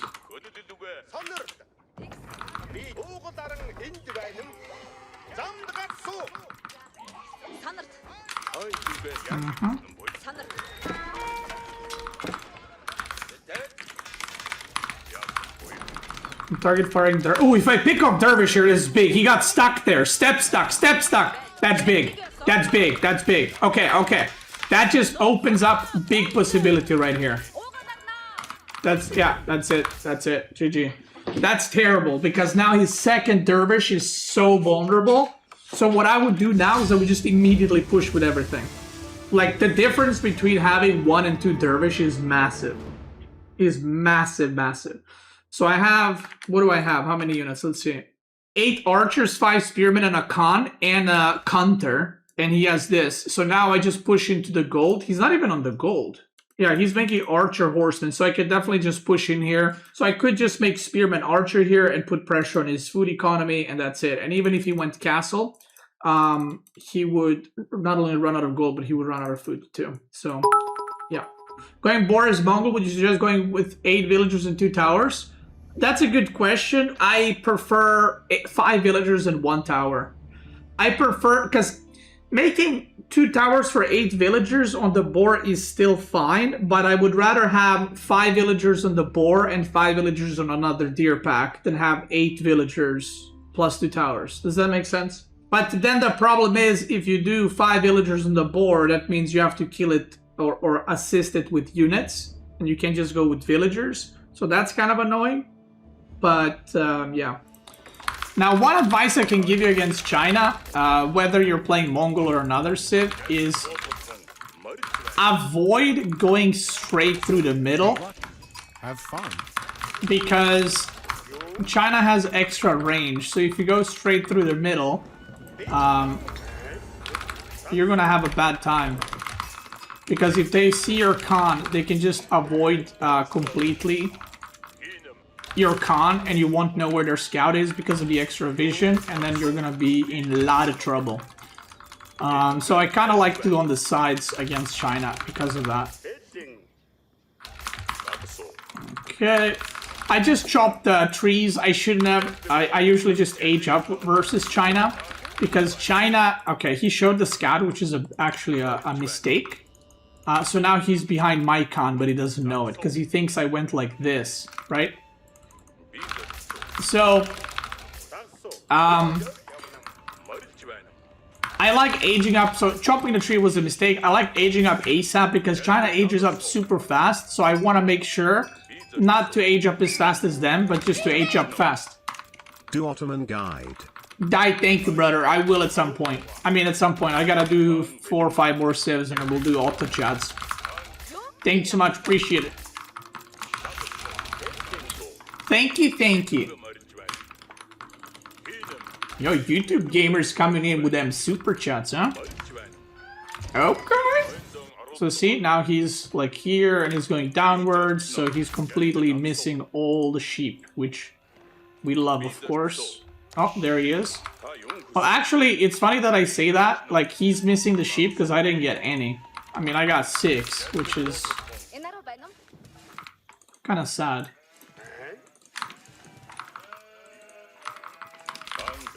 Okay, well, his scout is here now, so we're gonna try cut right there.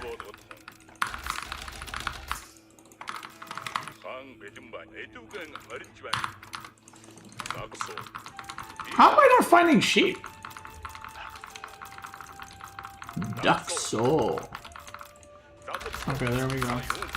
I guess him and I are both missing sheep, which means sheep are probably here next to the walls and stuff. Oh, I could actually go...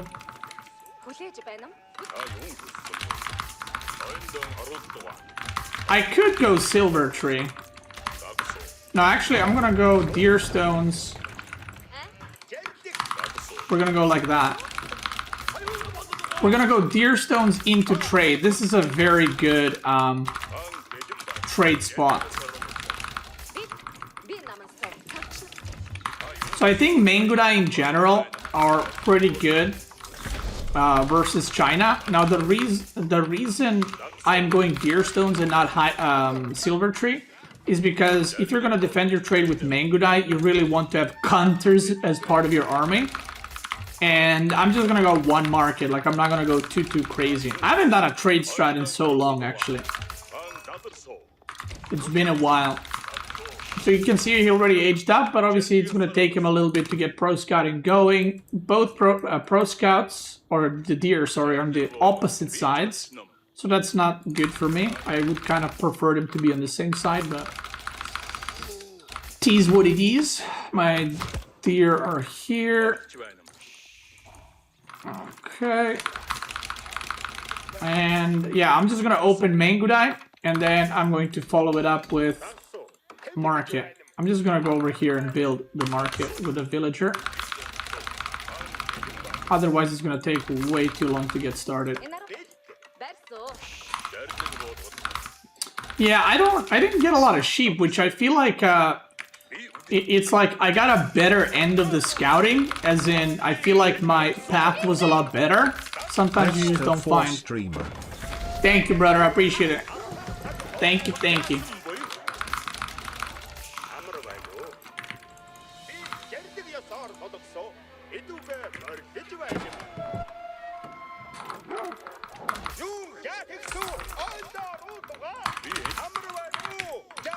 My God. Please don't tell me there's going to be another wolf there. I'm going to lose it. We're immediately going to move deer stones forward. Because of the Mangudai.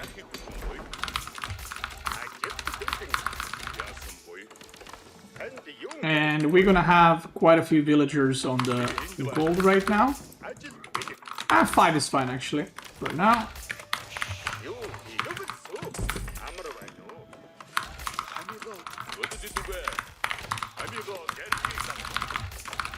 We're gonna get blacksmith. Maybe a little tower here would be good. Something like this, maybe? So that covers the berries too. You see the angle that I'm going with? And now we're gonna start trading. So, trading, I would say you don't want to always go trade, but when the market is really good, you can. The most important thing is you don't need to super commit. Like, I don't need to go triple market or something like that. So that's one thing that's very important to know. And I don't know where his scouts are, so I would really like to know where they're at. Now, I don't need more wood. Oh, spearman. What? Ain't no way he scouted it. How?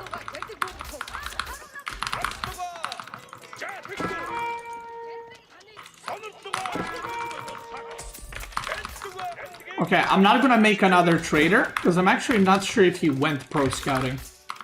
If he didn't go pro scouting, I'm just not gonna trade, and I'm gonna make pastures actually.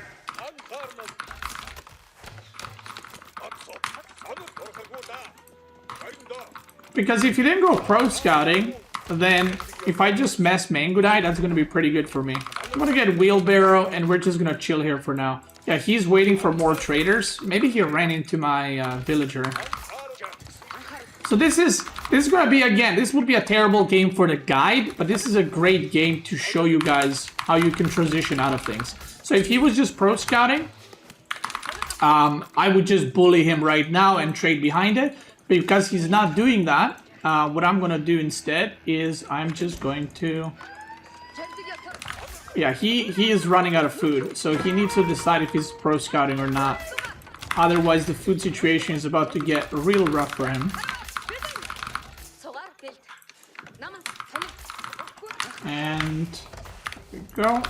We're gonna move the deer stones a little bit. I could even go, because he's scared now. You can see he's like, doesn't know where my stuff is. So what I'm gonna do is I'm just gonna go clear up those units and restart my trade again.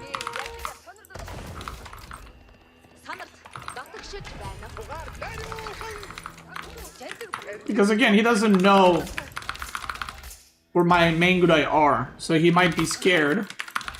Not might be, he is scared. I'm just gonna go kill these guys over here.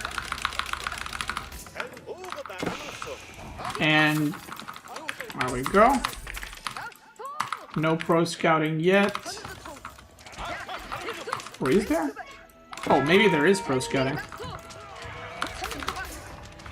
I'm not gonna commit to too many traders. I'll just make 2 so that he's like, oh shit, he's trading. I gotta stop it. Okay, he's pro scouting now. This is a good play by him, by the way. He's doing delayed pro scouting, which is a good response to what I'm doing. It's like the actually good response from him.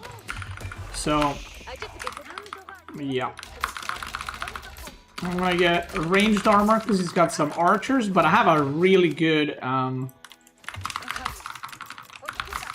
what's it called? I have a really good amount of Mangudai right now.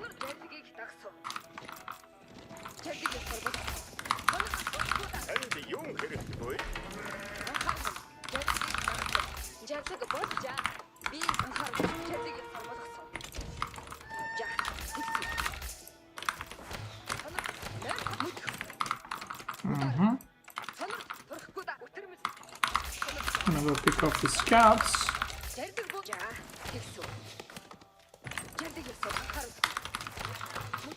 Or pick off a scout. He's gonna go on this side next, so I wanna go there.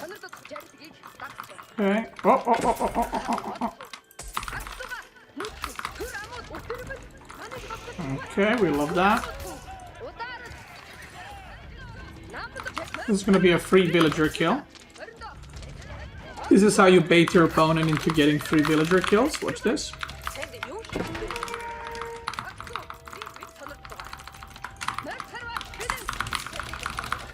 I'm just gonna build pastures now, and we're kind of giving up on the trading dream. For now.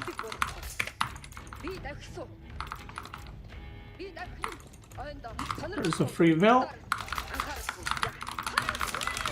So right now, look at my resources. I'm like, you know what? I could go castle here. I don't know, why not? And these traders, I'm just gonna send them here.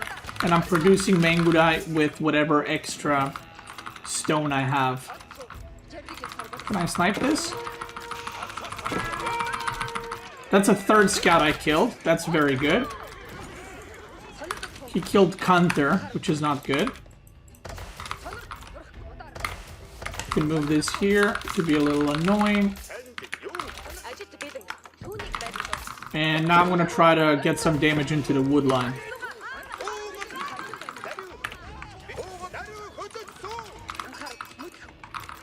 A random sheep appears.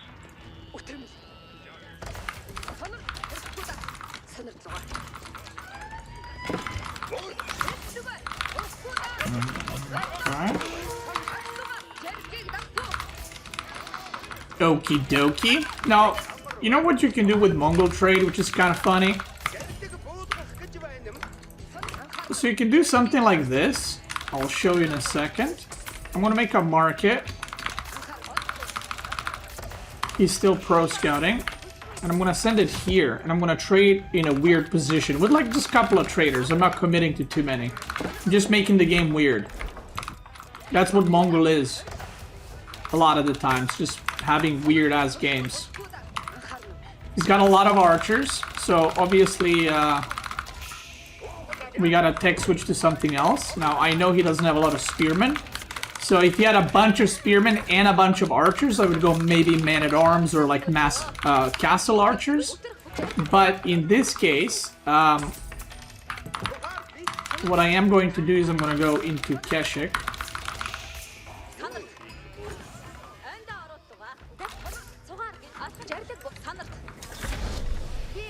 He ages up. I age up. That's gonna get picked off. Okay, that gets picked off. Very nice. Let's get a monastery.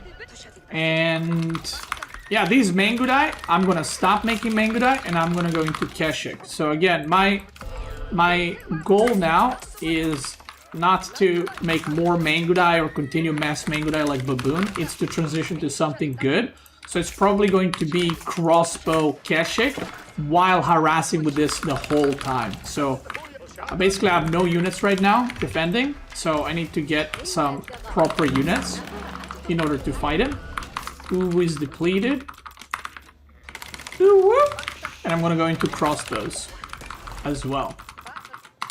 Mangudai, by the way, scale really bad with upgrades. So like if I get a castle upgrade, it's not that big of a deal. So I like to just keep them in where they're at right now. Uvu over here. Now this is potential for really nice damage here.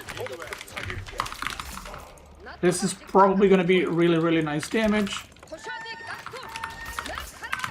I'm going to use the speed arrow and just run it down.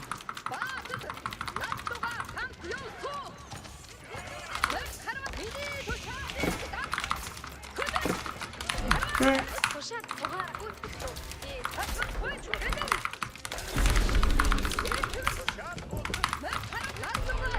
Now we're going to go back. If I get 2-3 relics here, I'll be happy, because China usually gets most of the relics. He's got a lot of idle workers. Now, I'm not happy losing this many, but I killed a couple of workers. Oh, maybe I get this IO too.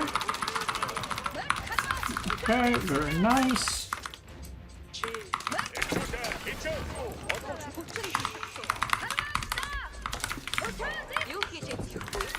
Get another stable. And these guys can now trade with this market. Because why not, right? Got nothing better to do. Maybe I'll make a trader here and there. I'll just queue up a couple of traders for the funsies.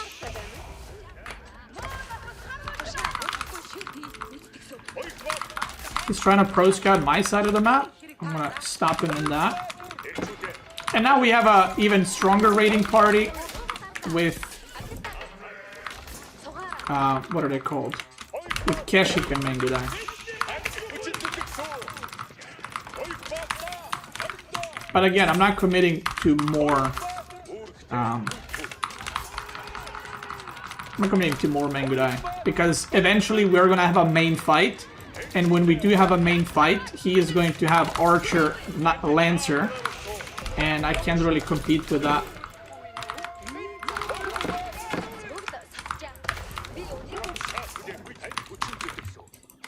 This Deerstone, by the way, it might look like it's a bad position, but it's actually a really nice position because it gives me so much vision there. Look at this, I can see where his army is almost constantly.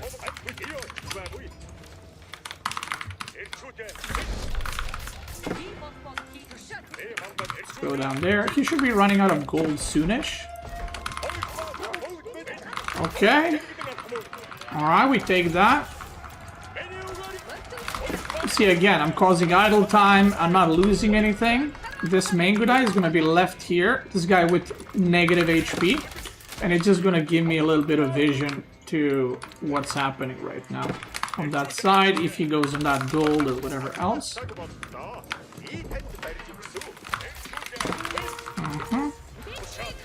Oh, look at that. He's on the boar. Yoink, yoink, yoink, yoink. Very good damage. We go back. We're happy with that. I would like to get some vision around my base, so I a good way to do that is just plop a tower like this, plop a tower here. You know, just get some more visibility around the map. Yeah, his gold should be really running out soon. I know I've said it already, but it should be running out. 19 on gold is too many, so we're gonna take some and pull it away. We can go wood into mass pasture transition, or I could just send him here and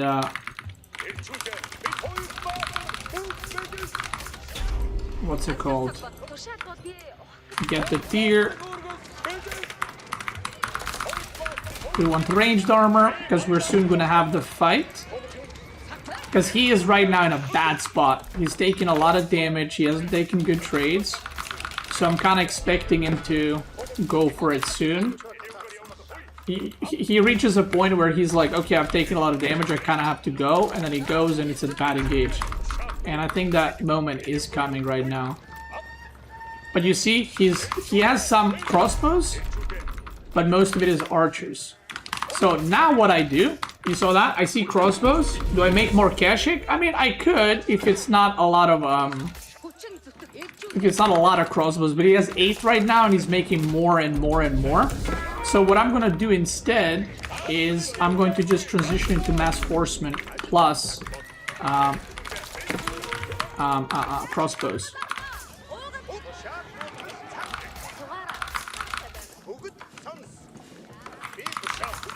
Now his army wasn't here, so what I'm gonna do... Oh, there's his army. So what I'm gonna do... Ooh, that's very nice. Let's get in there. I'm gonna do a big run by. So now he has... Yeah. So I was gonna say, now he has an option. He's either going to all in and push across the map and lose all the villagers, or he's gonna go back and still lose a lot of villagers. And there's no real good option for him here. So he's just gonna lose a bunch of villagers. And if you do this kind of damage, and if you defend back at home, you're just gonna be like in a game-winning state. So he found the trade, but like I said already, I don't really care about the trade. The trade is just kind of like a semi-bait, I guess.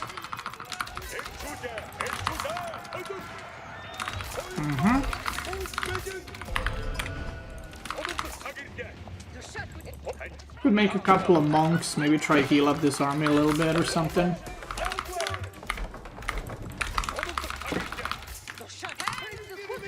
He kills these. I don't really care. And yeah, I'm just gonna send the trader across the map so it doesn't show idle the whole time because it's really annoying.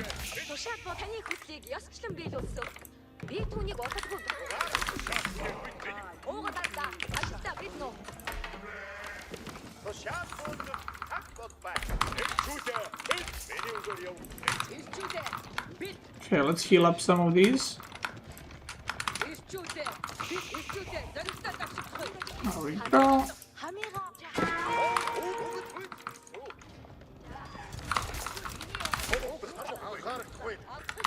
Okay, so he doesn't know about my horseman transition, by the way. Which is very nice for me. I'm gonna send that trader across the map. Oh my god, why is this not unpacking? Unpack! Look, we're gonna use all the stone for the double horseman production. And when we have an engagement, it's going to be a complete and utter destruction. Now, another thing you can do with Mongols, so I'm ahead in villagers. I could make a second town center, but instead what I'm gonna do, I'm gonna get textiles, and I'm gonna buy a lot of wood, and then I'm just gonna make a bunch of pastures. So, we go like this. See how much wood I just bought? That might look crazy, but look how many pastures I just got because of that gold. And now, after I make all those pastures, we can even slowly aim for imp.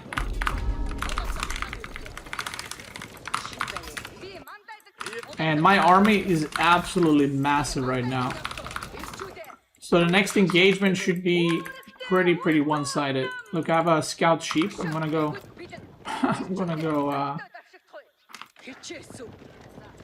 sneak in there. See if he's mining gold. I'm gonna make a tower here so that I get vision and movement speed, which is all very, very important.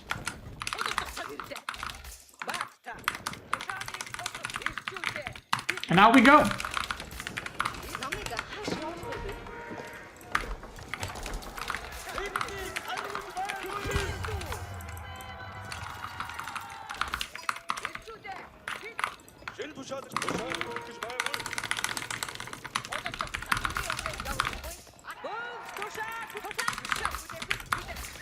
Now, he should be here, and obviously he's on board. Okay, he's killing there. That's not good for me, but it's okay. He's doing a big drive-by. He killed 8 villagers there. Okay, this guy survives. He just lets him live. That's cool.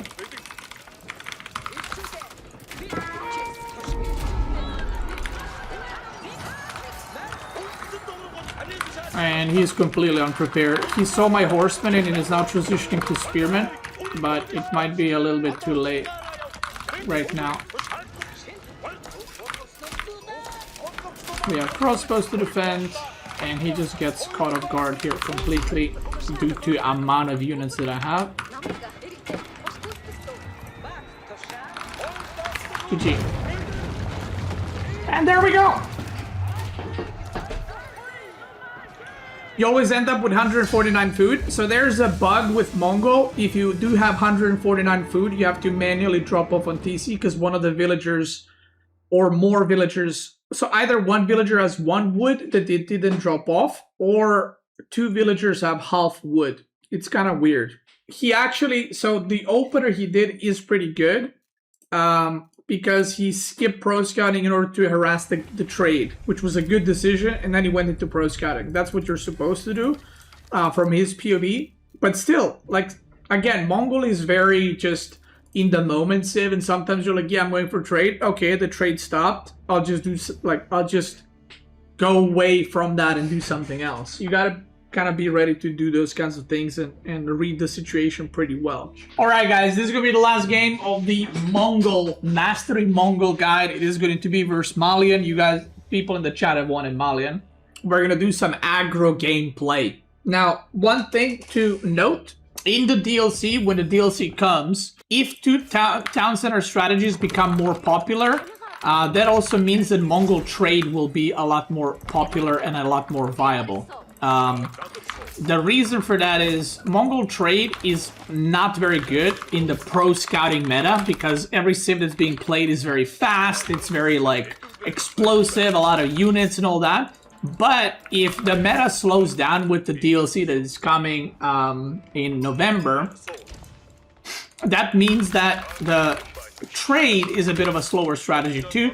So Mongol, even without any buffs, will become a lot better if Mongol decides to go for any kind of like trade play, whether it's with Silver Tree Landmark or Deer Stone. So that's something to note and to consider.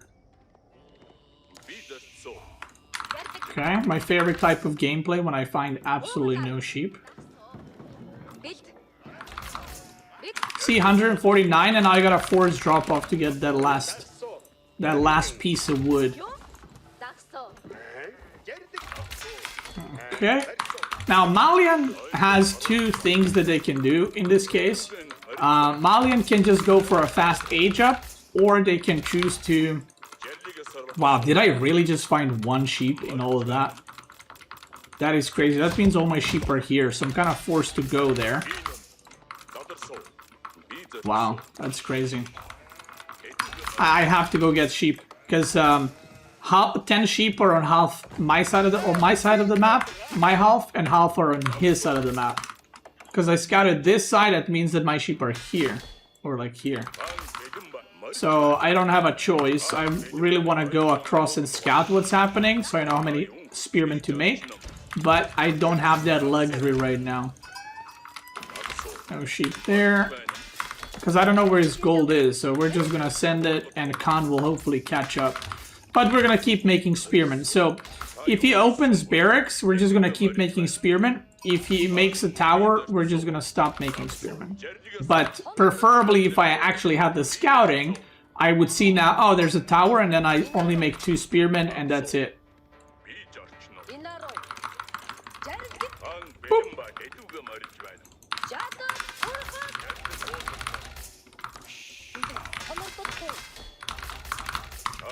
Yeah, I'm just gonna keep queuing up spearmen, and yeah. So that's a bit of a unfortunate situation, but like I said, we gotta adapt, so we're gonna adapt. I hope I don't run into town center either. I am getting more sheep, which is nice. Okay, what do we see? We don't. That's a barracks, I think. Yeah, it's a barracks. Okay. So we're gonna go back a bit, and we're just gonna keep cranking spearmen. Now, this is the interesting thing in this matchup.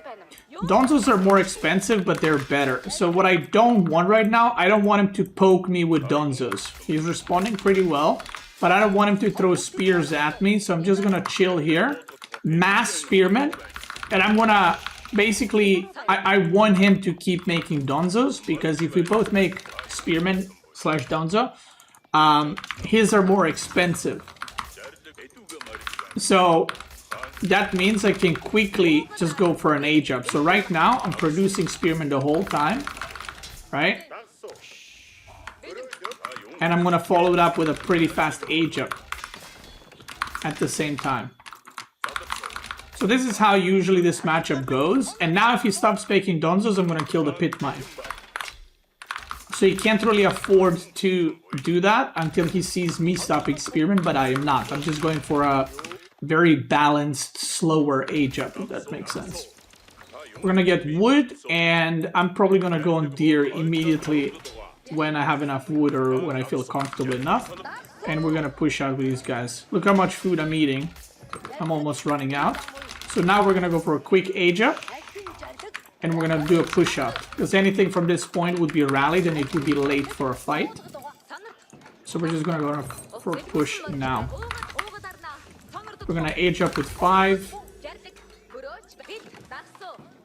I'm going to put a lot of workers on wood. Uh-oh. Okay, so this is not good for him. He didn't see me. I saw him. So I'm going to get a good charge in here. He charged at my con. So he stopped making Donzos, you see that? And when you're playing Malian, it's very, like, the line between when you should stop and keep going with Donzos is very hard to measure. So for Mongol, it's a lot easier to play in this Dark Age. He's aging up too, so this is... He just made a few and thought I'm gonna make stop making spearmen, but I am not. So I'm just gonna go for this immediately, because now he cannot catch up with Donzos. I got a charge off, that's really good, and we're just gonna send it. The moment I age up, I'm gonna upgrade my spearmen and get archer range, and we're gonna push again. So this is one of those matchups.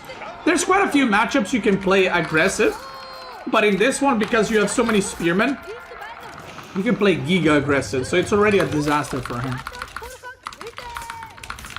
Now, I'm gonna make a lot of archers, and I'm not gonna make any more spearmen, because I'm gonna be transitioning to archer Kashik.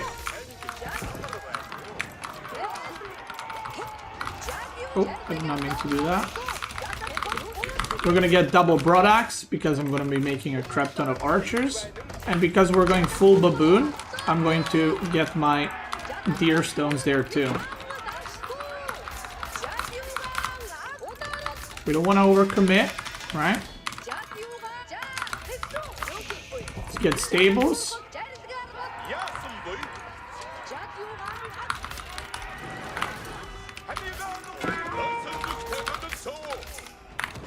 And this is how you kind of play against Malians. If you're wondering what would have happened if he kept making Donzos, well then I would have more, I would have faster age up, and then I could go for, you know, archers immediately and stuff like that. I'm gonna get eco upgrades because I'm gonna stay in Feudal for a long time, so I want my economy to be feeling pretty good. Archers are coming. And I'm spending all my stone right now on producing archers. He has his own archers, but I have so many spearmen that I can just chase this down like this. Surround, boom.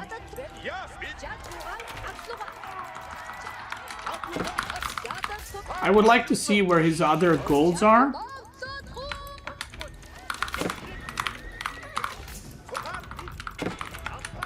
Okay.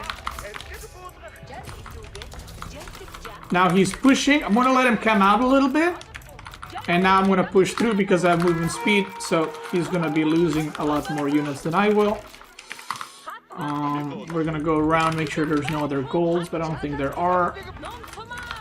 Game's looking pretty good for me. We're gonna rally onto the wood because we want to make what are they called? We want to make blacksmith and we want to keep making units. Look how many workers we got now in deer, which is very, very nice.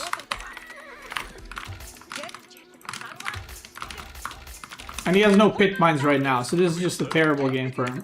I'll check if he has a pit mine here. If he does, it's GG. Food is running out because we both made spearmen in Dark Age. Oh, he did. Okay, that's very bad for him. We made a lot of units in Dark Age, so because of that, his food is looking pretty bad. And I'm just gonna torch all of this, get even further lead. And I can win multiple ways now. He's gonna get population cap again. And then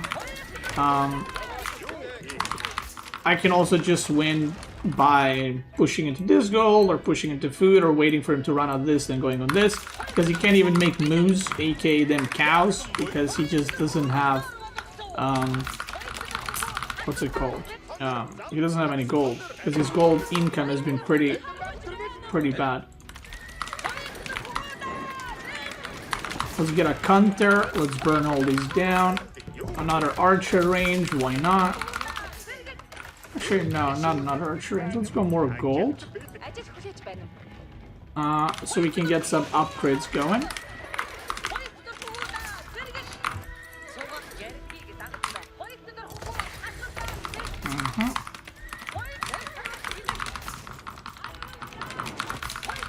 And that should be GG. From here on out, I can do so many things. It's like impossible to throw from this point.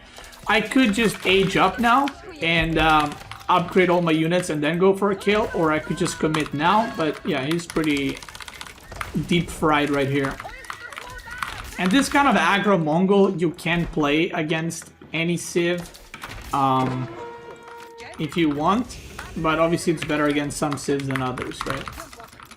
But you can see how there's a natural flow from like going from spearmen into archers into Kashyyyks. So now we're gonna put these guys here.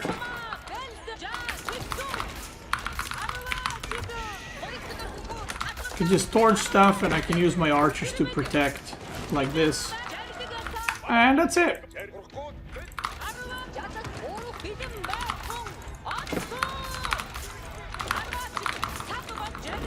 And because of movement speed, this is just, like I said, it's just really, really bad for him. I'm going to take some villagers here.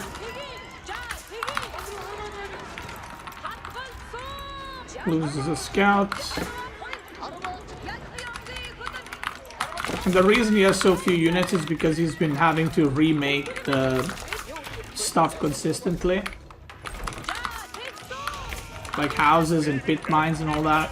So that's why he has very, very low amount of units. That's why I have very, very high amount of units. So as you can see, I'm slowly going castle. Even though I've been producing units the whole time, I'm almost at the castle point. Could also go something like this.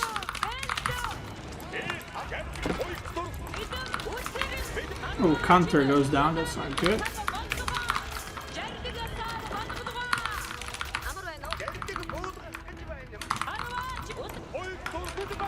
Want to kill this pit mine, and this is one of the good ways to kind of end games, I guess. This is how you do it without taking any risks, which is just going to be age up, increase production,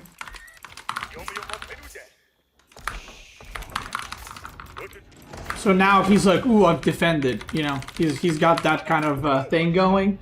Ooh, I finally defended. I pushed him back, and well, the situation is obviously pretty bad. I'm gonna try to find villagers here or on the deer. He is on the deer, but I might find some here too. We're adding more production. We're 5 archer ranges now. Okay, nothing here. You can also leave a Keshik here if you want, but it doesn't really matter.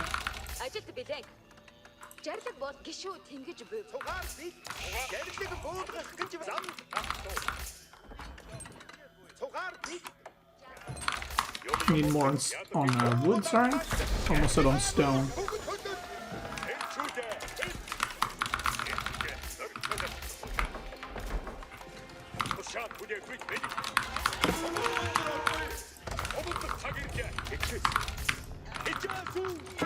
And now we're gonna go get a little damage upgrade, and then we go. I don't even have +1 ranged armor, I just realized. You can pull the board so you can have fun with that.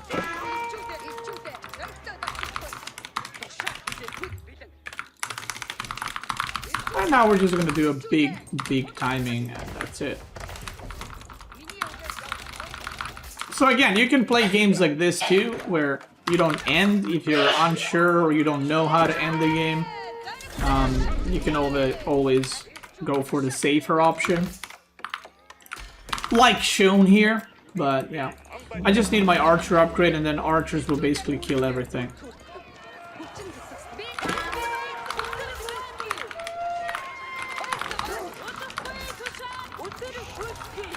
And that's GG. So remember, in DLC, maybe Mongol will see a lot more trade gameplay once again, because we haven't seen that style in a while, and that style I really personally enjoy playing. But you never know. GG.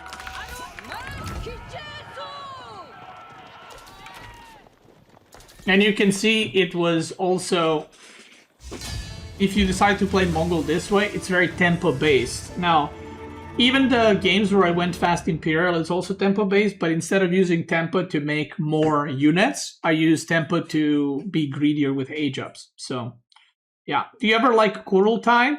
I mean, with trade, Kurultai is way better. Kurultai is a really good landmark, but I feel like step readout is just also very, very strong. But if your plan is not going for like heavy Keshik in Castle Age, you could go Kurultai, and then, you know, you get a really good landmark. If you look at the gathering, you can see all the idle time and all the kills that I got and stuff like that. Look how far ahead in economy I was, even though Malaniko is a lot better. So thank you, Rush, for playing. I appreciate it. For team games, Kurultai for sure. Yeah, in team games, you always go trade with Mongol, like Dark Age, Spearman Rush into trade, then like either Keshik or Mangudai or archers, depending what your ally is doing in trade. So Kurultai is better because it buffs your ally too. That's gonna be Mastering Mongols. Again, a reminder, this is not a build order guide series. This is just kind of thought process behind playing Mongols and how you can abuse certain situations and all that and use Mongol to your advantage. How to defend, you defend by attacking. And when you defend, make towers. So that's it. The next one we're gonna be doing is gonna be the Abbasid. And after that, we'll be doing Delhi. So if you're watching on YouTube, thanks so much for watching. If you're watching live, let's do Abbasid.